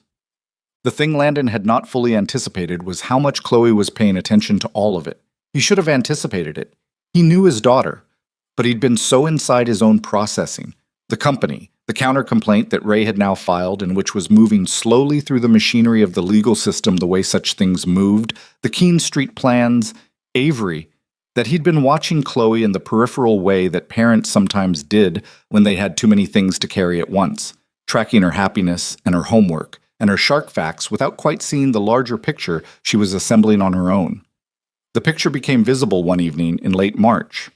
He came home from the job site later than usual. A subcontractor had miscommunicated about a delivery window, and the afternoon had cascaded from there, and found Chloe at the kitchen table with her notebook. Not the shark notebook, a different one, spiral-bound, that he hadn't seen before. What's that? He asked, dropping his keys on the counter. She closed it quickly. Nothing. He looked at her. She was a bad liar, always had been. She got a specific expression when she was being evasive, a kind of studied casualness that she hadn't yet learned to make convincing. Chloe. It's a plan, she said with resignation. A plan for what? She opened it. The notebook was filled with handwriting, hers, careful and earnest, and what appeared to be a schedule with names and times, and a hand-drawn map of what he recognized, with a jolt, as the Keene Street building. The exterior of it, anyway, with arrows and labels. Kids' room here, reading corner, tables for homework. Several pages in, there was a list of names. Classmates, he realized. Her friends and their parents, teachers from her school. And next to many of the names, small check marks. Did you already talk to these people? He said. Some of them, she said carefully. He looked at her. About what? About the learning center. She met his eyes with the steadiness that was so distinctly hers, that straight-on look that never quite fit a 7-year-old face. I know you've been worrying about it, the funding and the plans and all of it, and I know you and Avery have been figuring it out. She looked down at the notebook.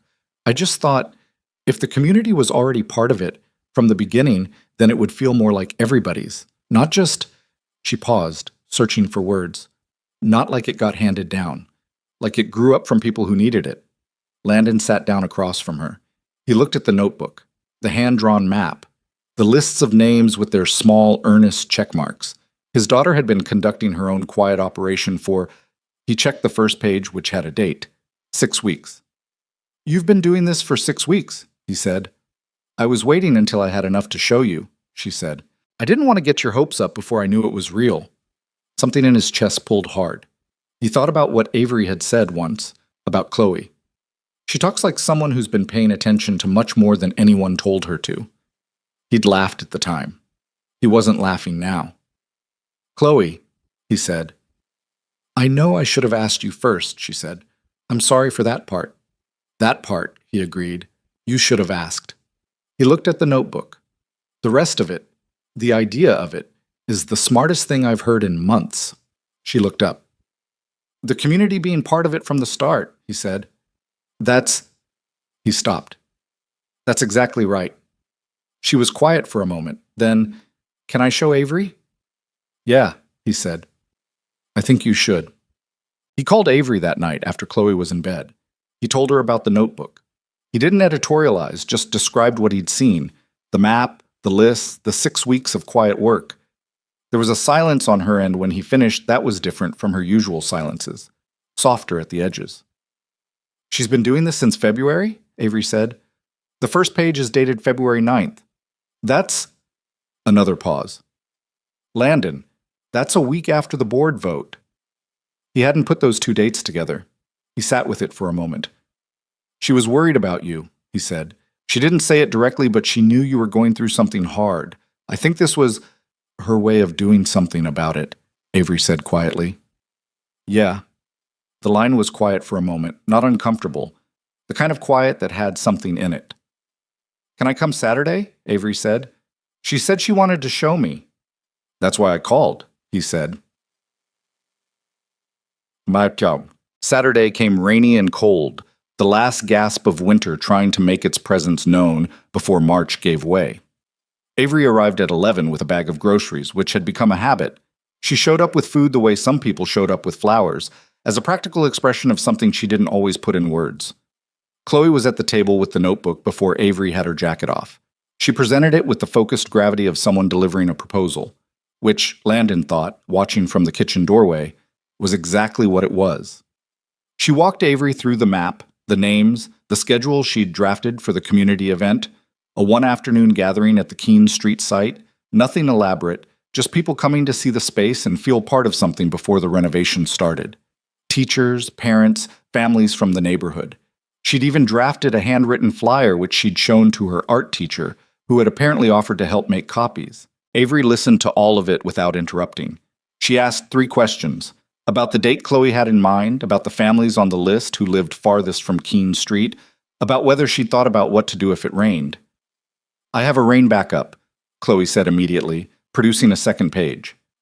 Avery looked at the rain backup. Chloe, she said, this is a very good plan. Chloe visibly measured whether this was a real assessment or an adult being nice assessment. She appeared to conclude it was real.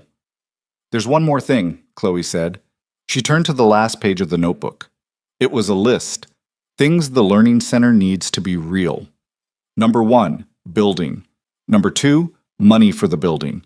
Number 3, someone to fix the building. Number 4, people who will show up. She looked at Avery, then at her father. You have the building, she said, pointing to number 1. Avery has the money. Number 2. Dad has the crew. Number 3. She tapped number 4. This part is mine.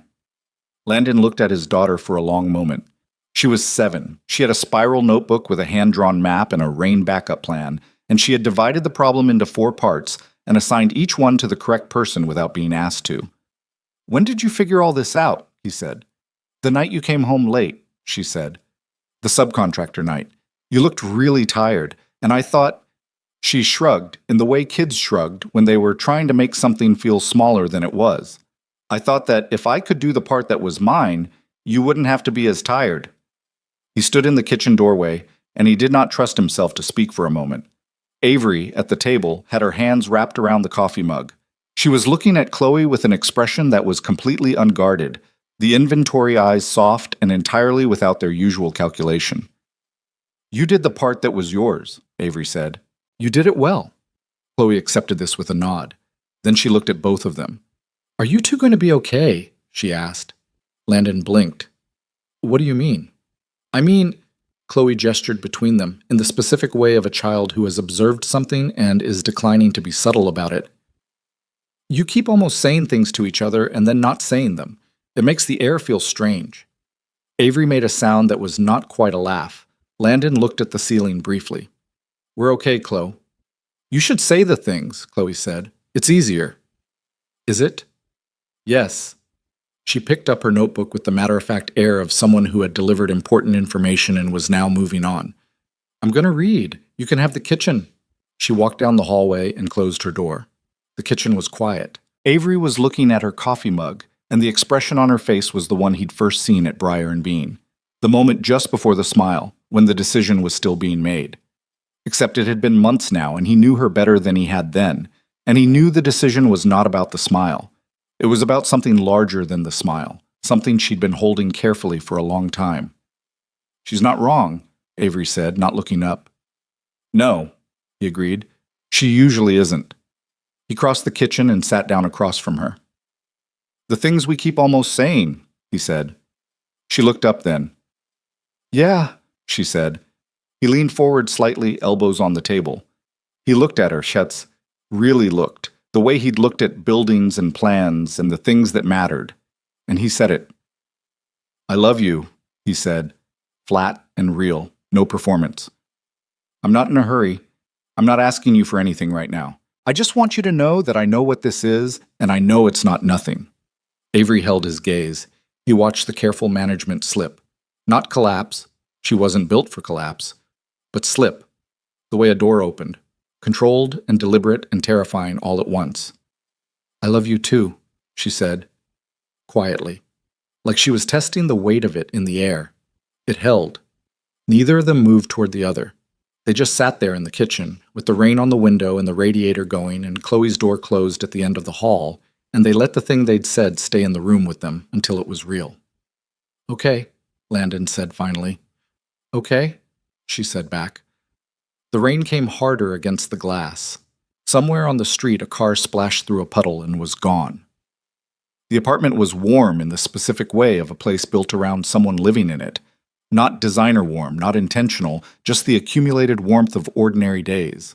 Avery looked down at the notebook still on the table. The hand-drawn map of Keene Street. Kids' room here. Reading corner. Tables for homework. "The community event," she said. "Chloe's plan." "Yeah. I want to help with it." She looked up. Not visibly. Not as a Sterling event. Just... She stopped. "Just as a person," he said. "Just as a person," she confirmed. He looked at her. The morning light was doing something particular to the way she looked. All the professional armor set down on the floor somewhere. And she was just a woman at a kitchen table with both hands around a coffee mug, in the house of a man who'd learned her in the slow and unhurried way that things that mattered deserved to be learned. "You know," he said, "that you already are that." She looked at him. "A person," he said. "Just a person. You've been that the whole time. You were that before I knew anything else." The door at the end of the hall stayed closed. The rain kept on. And Avery Sterling, who had built a billion-dollar company and held a boardroom and stared down a confidence vote without blinking, sat very still at Landon Pierce's kitchen table and felt something unlock in her chest that she hadn't known was locked. It wasn't triumph. It wasn't the clean satisfaction of a vote going 7-5 or a quarterly projection beat or a contract signed. It was smaller than all of those things, and it was much, much larger. She didn't have a word for it yet. She thought, with the part of her brain that was always running the numbers, that she had time to find one. The community event happened on a Saturday in April, and it rained. Not hard. A thin, persistent drizzle that had been going since the night before and showed no particular intention of stopping. Chloe had prepared for this. She had her rain backup, which turned out to be a series of borrowed pop-up canopies that she'd arranged with the parents of 3 school friends. And by 9 in the morning, Landon and 2 members of his crew were in the parking lot of the Keene Street warehouse, setting up poles and canopy frames while Chloe directed from under her purple jacket hood with the quiet authority of someone who had planned for exactly this contingency. Further apart, she told Marcus Tillman, who was 6'2" and had been in construction for 15 years, and took this instruction from a 7-year-old without visible objection, because he had daughters of his own and recognized a certain kind of competence. "How much further?" he asked. "Enough for the table," she pointed. "The sign-in table goes there." Marcus shifted the canopy pole 3 feet to the left. "Like that?" Chloe examined it. "Yes." Landon, threading the crossbar into its fitting, watched his daughter manage logistics and thought about the February night when he'd found the notebook, and about how much ground they had all covered since then. 4 months from signed lease to this, canopies in a drizzle, folding tables from the church down the street that Pastor Ames had lent them without being asked for anything in return, a stack of paper flyers that Chloe's art teacher had indeed copied, and which were slightly crooked on the fold but very earnest in their design. Avery arrived at 9:30.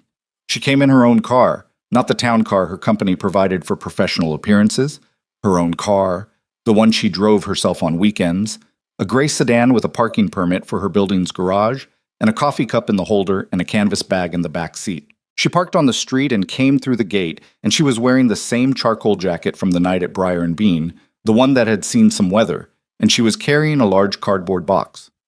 "What's in it?" Landon asked. "Supplies," she said. "Art supplies mostly. Paper, colored pencils, some things for kids to draw with. I thought if children were coming, they'd want something to do." He looked at the box. "You went to the craft store." "Last night." "At what time?" She looked at him. "Stores are open late." "Avery?" 8:30, she said, without apology. "It was fine. Put me somewhere useful." He put her at the children's table, which was two folding tables pushed together under the largest canopy, and she spent the first hour setting up art materials with Chloe, who had opinions about arrangement that Avery accepted or negotiated depending on whether they were reasonable, which Chloe found deeply satisfying. By 10 o'clock, the table had colored pencils sorted by color family, stacks of white paper, and a roll of butcher paper taped to the side of the building under the canopy overhang, with a sign above it that said, in Chloe's handwriting, "Draw what you want this place to be." The first families started arriving at 10:15. By 11, there were 60 people in and around the parking lot. By noon, there were close to 120 Chad. Landon had expected maybe 40. He told Chloe 40 was a good goal, and she'd said, "I have more names than that on my list." And he'd smiled the way parents smiled when they wanted to be encouraging without setting up disappointment, the way he'd smiled when she'd said she was going to read the full ocean biology book before 5th grade, prepared to be wrong and fine with it either way. He was wrong. The families that came were the families of Millhaven in the way that Millhaven actually was, not the version of the neighborhood that appeared in development reports and acquisition maps, the sanitized grid of properties and projected values, but the actual version. The Garza family, whose kids went to Chloe's school, and whose eldest had been doing homework at the public library 3 nights a week because their apartment didn't have reliable internet. The Nguyen's, who ran the dry cleaning shop on 5th, and whose teenage son had tested into an advanced math program and had no consistent tutoring access.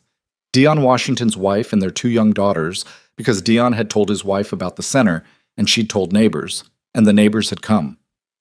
Marcus Tillman brought his daughter, who was 15 and serious-faced, and spent 45 minutes at Chloe's art table drawing a floor plan of a library with labeled sections, and then left it on the butcher paper roll without comment. Teachers came.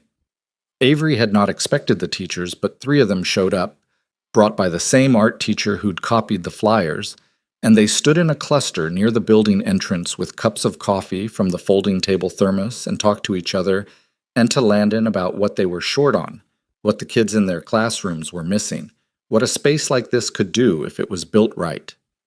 Landon listened to all of it.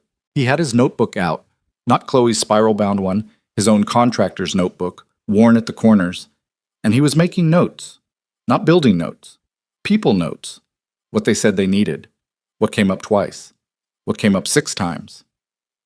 Avery watched him do this from the children's table, between helping a 5-year-old get the cap off a red-colored pencil and talking to a woman named Patricia, who had 3 kids and worked nights, and whose voice, when she described wanting a safe place for her children to do homework in the hours between school and her getting home, had a tiredness in it that was not self-pity, just reality, just the honest shape of a life being managed as carefully as possible with insufficient tools. "This space," Patricia said, looking at the warehouse building, "if it was open, if there were people here, regular people, not just a program that starts and stops." "It will be," Avery said. Patricia looked at her. "You sure about that?" Avery looked at Landon, 20 feet away, listening to the 3 teachers with his notebook open. She looked at the butcher paper roll on the side of the building, which was filling up. Drawings, words, a child's rendering of bookshelves, someone's careful handwriting that said, "A place to breathe." "Yes," she said. "I'm sure." "Yeah." The rain stopped at 1 in the afternoon as if someone had turned off a tap. The clouds didn't clear entirely. They just thinned, and the light came through pale and clean, the way spring light did when it had been held back for a while and was finally allowed through. People who had been clustered under canopies drifted out into the parking lot and the drizzle-darkened sidewalk. A few children ran in the open space near the gate, the way children ran whenever a contained space suddenly expanded. Chloe had been in motion all morning. Landon checked on her every 20 minutes or so, not hovering, just tracking, and each time he found her in a different configuration, explaining the floor plan to a group of parents, helping a small boy draw a shark on the butcher paper, sitting cross-legged on the ground with Marcus Tillman's daughter, looking at something in the notebook together. At 1:30, he found her standing near the building entrance with Avery, both of them looking up at the exterior wall. "The sign goes there," Chloe was saying, pointing at the space above the main door. "Big enough to see from the street." "What does the sign say?" Avery asked. Chloe thought about it. "Millhaven Community Learning Center," she said. Then, "But that's long. We can shorten it." "Maybe just the Millhaven Center," Chloe said. "So it belongs to the whole neighborhood. not just one part. Avery was quiet for a moment. That's good, Chloe. I know, Chloe said without arrogance.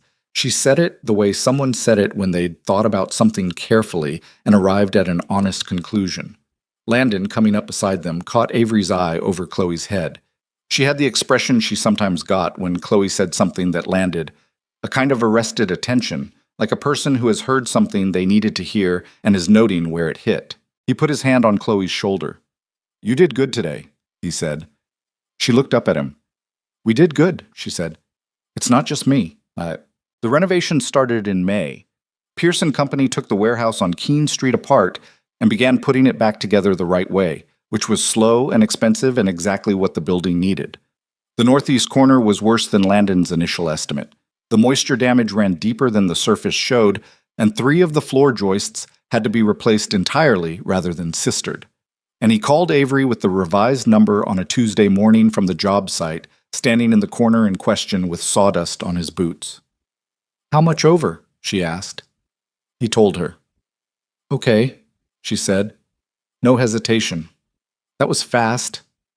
I've been expecting it. The northeast corner always costs more than you think. You've done this before?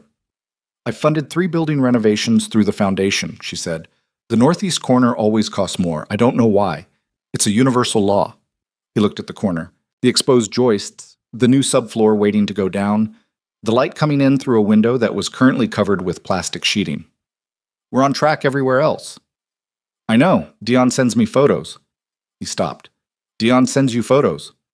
Every Friday. Progress shots. I asked him to. A beat.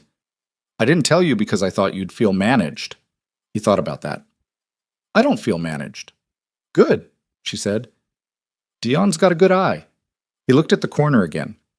We're going to be done by September, he said. Maybe August if the electrical goes smoothly.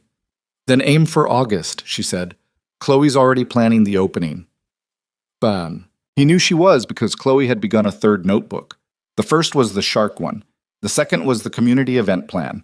The third was the Millhaven Center opening, and it had been going since April, which meant it had a 4-month head start on his construction timeline. He'd looked at it once, briefly, without her permission, which he felt mildly guilty about, but not guilty enough to not look. It had a guest list. It had a seating arrangement. It had a section titled Things to Say that was organized by person. Dad, Avery, Ms. Chen from the school, 2 of the parents from the April event, with notes about what each person should cover so there wasn't overlap.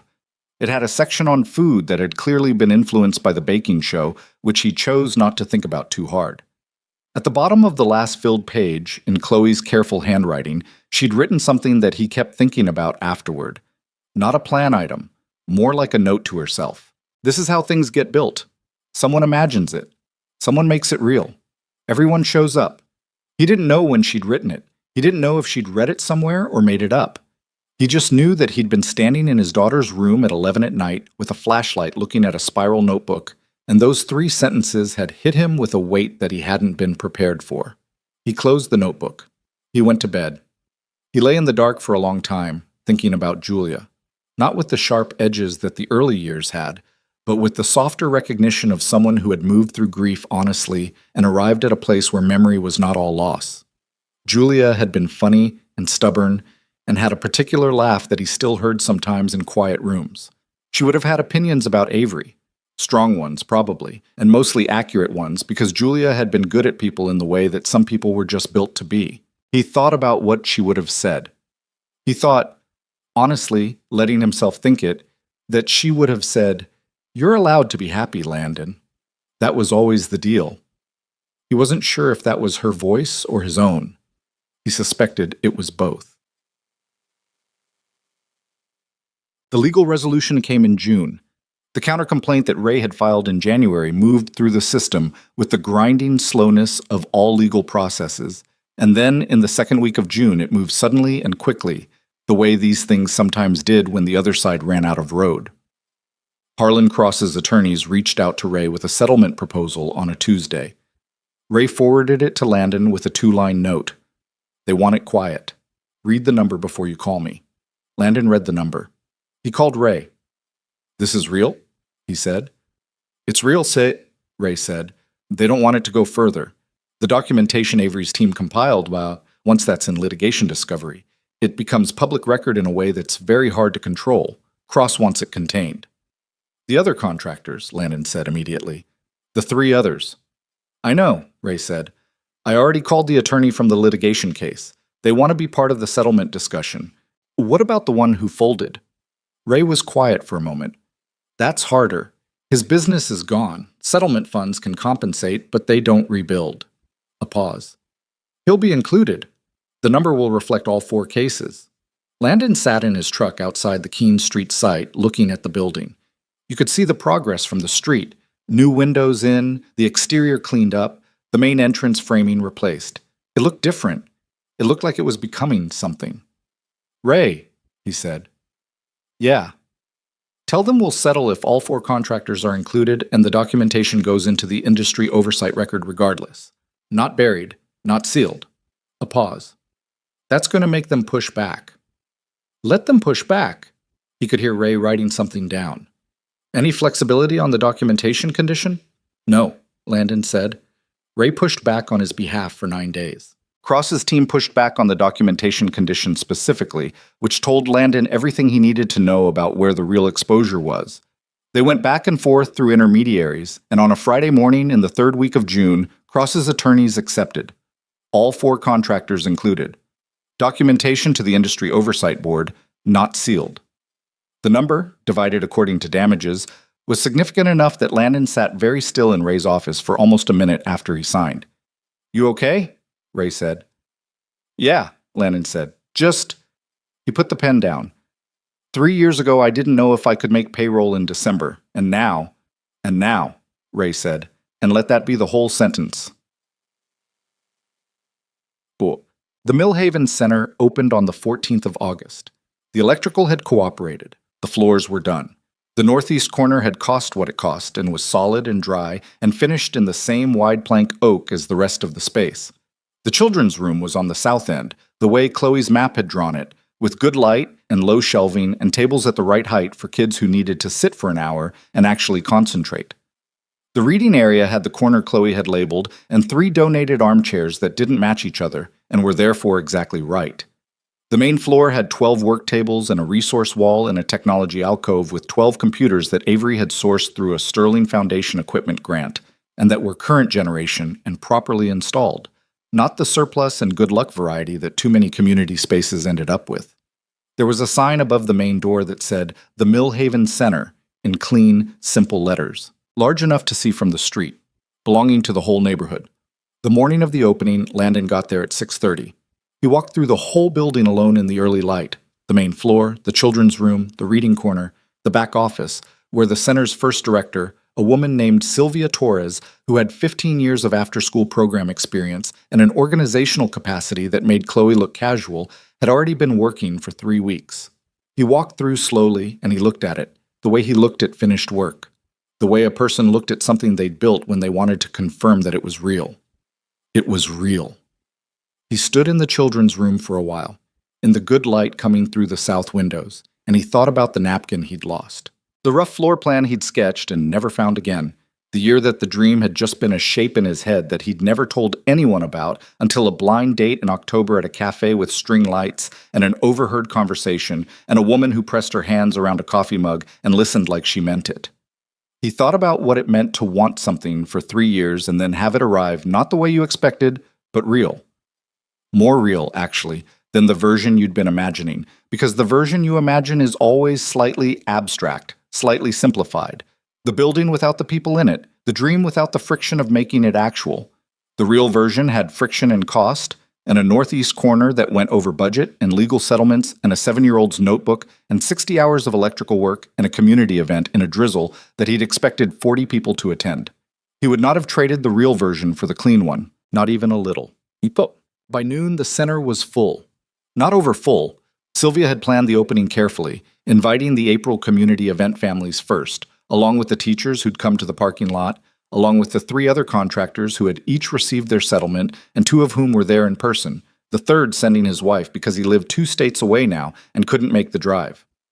The Garza kids were in the children's room within 4 minutes of the doors opening. Marcus Tillman's daughter found the reading corner and didn't leave it for 2 hours. Dionne Washington stood in the middle of the main floor and looked around with an expression that Landon recognized as the same one he'd had at 6:30 in the morning, confirming that it was real. "We built this," Dionne said. "Not to anyone in particular, just saying it." "We built it," Landon said. Avery was at the children's room table. This was not where anyone had placed her in any official capacity. There was no official capacity. She had no name on the program, no speech scheduled, no position at the front of any room. She'd made clear to Landon weeks ago that the opening was the centers and the communities, and she was there as a person, the same as anyone else. He told her he understood and that it mattered to him, and she'd said she knew, and that had been all they needed to say about it. But she was at the children's room table, and she had been there for an hour, and there were currently 4 children sitting with her, including 2 she'd never met before today, and she was showing them something on a piece of paper, some diagram, some drawing, and their faces were angled toward her with the specific attention of children who are genuinely interested, not performing interest for an adult. He stood in the doorway and watched her for a moment.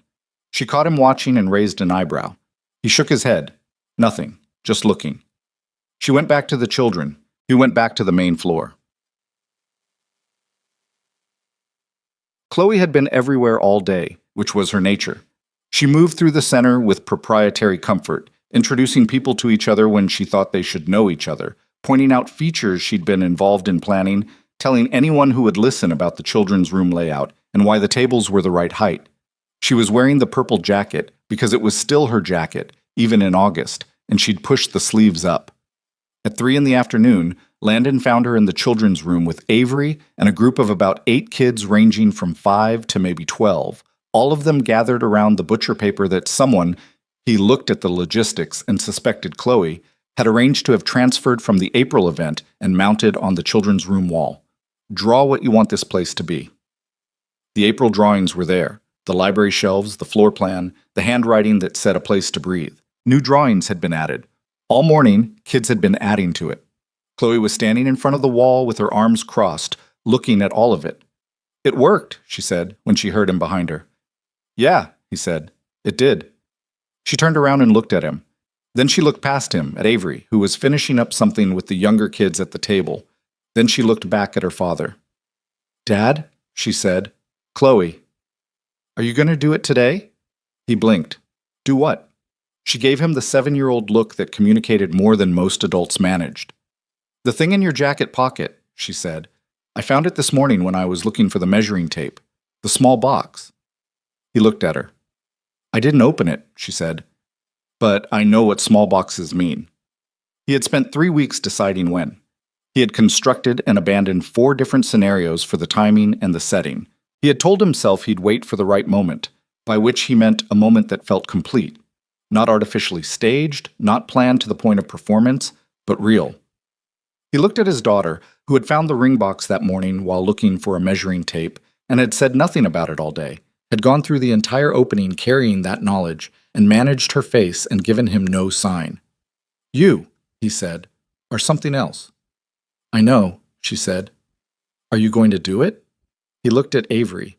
She was laughing at something one of the kids had said. A real laugh, surprised, the kind that arrived before she could manage it.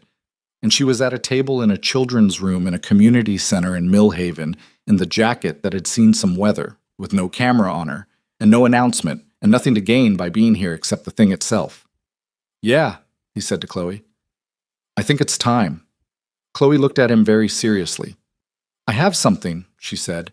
She reached into the kangaroo pocket of her purple jacket and produced a folded piece of paper. She held it out to him. He unfolded it. It was a sign, handwritten in Chloe's careful print, in the blue marker she used for important things. 4 words. He looked at his daughter. "I made it last week," she said. "Just in case." He waited until the afternoon had quieted slightly. The big arrival wave done, people settled into the space, a gentle hum of conversation and children's noise that was exactly what the building had been built to hold. He asked Sylvia to get everyone into the main room. She looked at him for a moment with a particular expression, then said, "Give me 10 minutes," and did it with the same organized efficiency she brought to everything.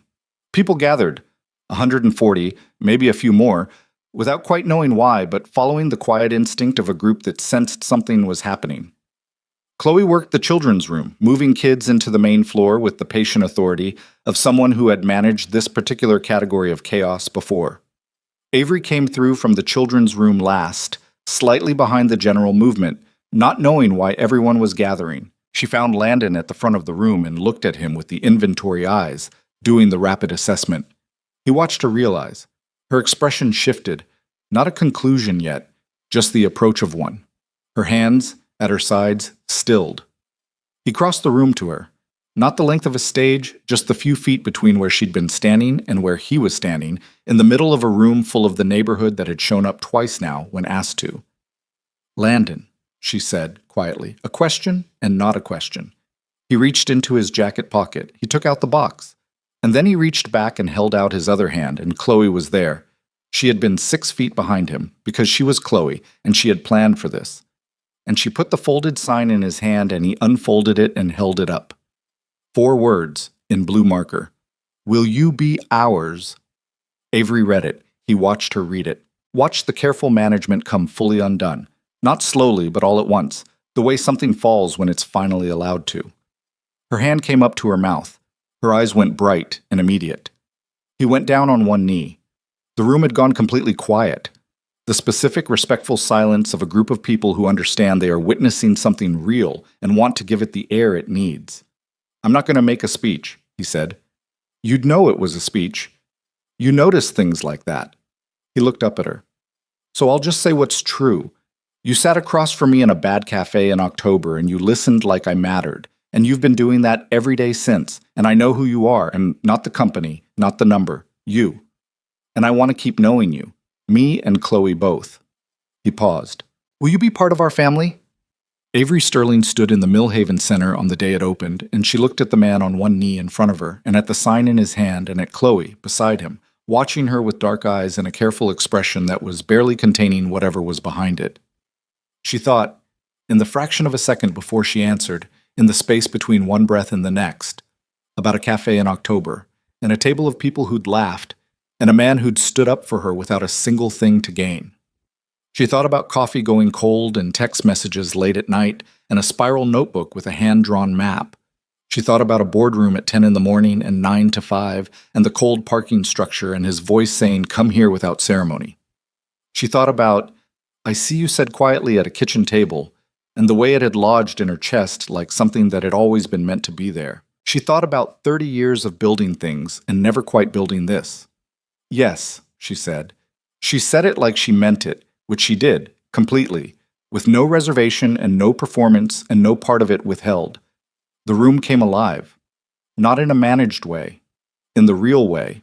The way rooms came alive when something true happened inside them. People cheered and clapped, and a few of the younger children, not entirely certain what was happening but responding to the energy, added their own noise to it.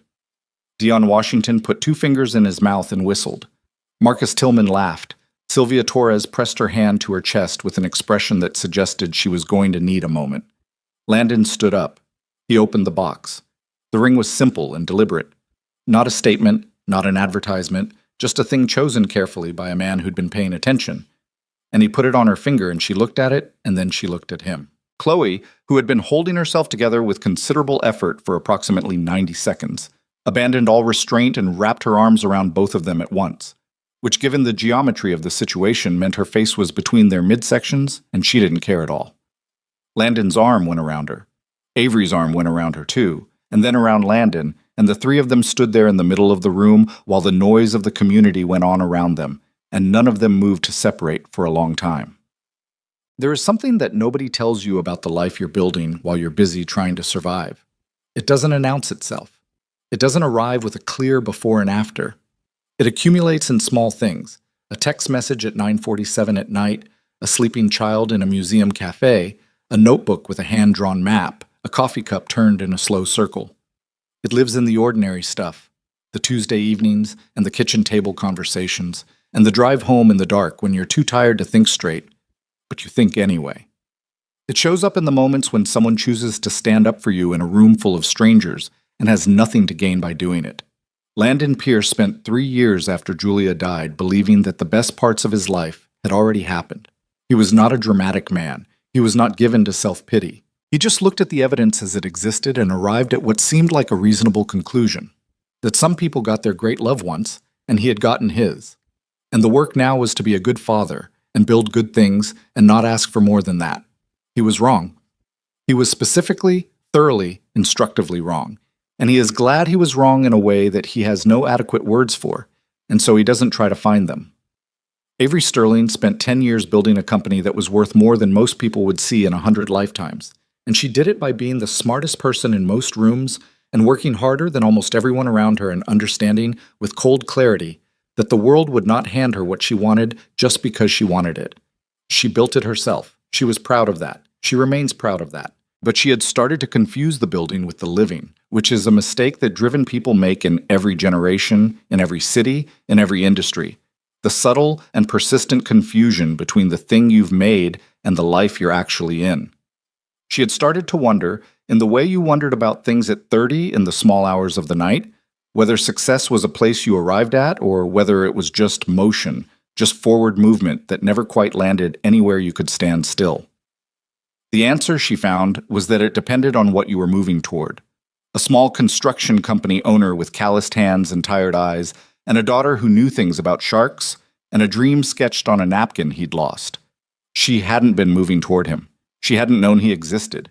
But she'd been moving toward the version of herself that could sit across from someone like him and be seen plainly, not as a title or a balance sheet, but as a person in a charcoal jacket who held her coffee cup with both hands and listened and was, occasionally, terrified. That's the version of herself she'd been building all along, underneath the company.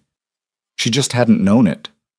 1 year later, the Millhaven Center had 847 registered students, 14 after-school programs, a summer intensive that had filled its waitlist in 4 days, 3 full-time staff and a volunteer roster that Sylvia managed with the organizational precision she brought to everything. The northeast corner, fully repaired, was the children's reading nook. This was Chloe's decision, made on the grounds that a corner was the best reading spot, and the corner that had been hardest to fix deserved to become the best thing in the building. Nobody had a strong argument against this logic. Landon managed the facilities and the ongoing renovation partnerships. The center had expanded its scope to include 2 adjacent properties that the Sterling Foundation had acquired, a longer-term project that would double the floor space by the following year. He ran the project the way he ran all his projects, carefully, honestly, with 6 guys who showed up every day and did good work and trusted him, and with the specific satisfaction of someone building something that would outlast the building. Avery funded the scholarship program, 312 children across the city receiving educational support in the first year, the number growing. And she sat on the center's advisory board in a capacity that was exactly that, advisory. She gave input when asked. She did not run the room. This had required some adjustment because she was who she was. But she had gotten better at it, and Sylvia occasionally caught her eye across the advisory table in a way that said, "You're doing well," and she accepted that with more grace than she would have a year ago. Henderson retired from the Sterling board in the spring, 2 months after the annual report showed year-over-year growth of 14%. His retirement statement was professional and contained no bitterness, which she respected. Park remained on the board and had, in the months following the January vote, shifted his position in ways that were gradual and undramatic and real. This was how institutional things changed, not in declarations but in the accumulation of small reorientations. Harlan Cross settled a civil complaint from the Industry Oversight Board in late spring.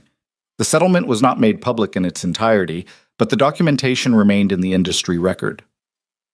The 2 contractors still in litigation had resolved their cases by April. The contractor who had folded did not rebuild his company, but the settlement gave him the ground to start something smaller and of his own design, which is a different thing but not a lesser one. The Keene Street building, the Millhaven Center, stood with its sign above the main door, readable from the street. The butcher paper from the April event was still on the children's room wall. More drawings had been added over the months. The original ones preserved in the middle, all those different hands and different visions overlapping into something that was richer than any single vision could have been. A place to breathe. Someone had written that, at the April event, in careful handwriting. It was still there. On the afternoon of the center's first anniversary, after the speeches and the tours and the children's program that Chloe had been planning in Notebook 3 since February, which came off with only one logistics problem that Sylvia solved in 6 minutes. After all of it, After the last families had filtered out into the warm August evening, the three of them stayed. Landon and Avery and Chloe in the children's room, in the good light from the south windows. Chloe was at the table with her notebook, the fourth one, which had started at some point in the spring and which Landon had not looked at and was not going to look at, writing something with focused attention. Avery was beside Landon, her shoulder against his, looking at the butcher paper wall. The ring on her hand caught the light in a small, ordinary way. "Are you happy?" he asked. Not performing the question, just asking. She looked at the wall, the drawings, the words, the layered evidence of people showing up and adding something and leaving it for whoever came next. "Yes," she said, the same way she'd said yes a year ago, without reservation, without performance, completely. He put his arm around her.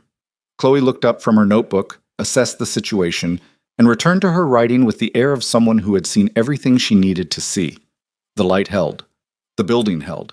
And in the children's room of the Millhaven Center on a warm August evening, a man who had stopped believing in more and a woman who had confused building with living sat together in the good light and were, simply and completely, home. That's not a small thing. In a world that moves fast and rewards the loud and the visible and the numbered, in a world where what you're worth and who you are get confused so often that most people stop noticing the difference. In that world, to find a person who sees you plainly and stays anyway, to build something that belongs to more than just you, to have a child look at you with dark eyes over a spiral notebook and say, "This is how things get built," that is not a small thing. It is, in fact, everything.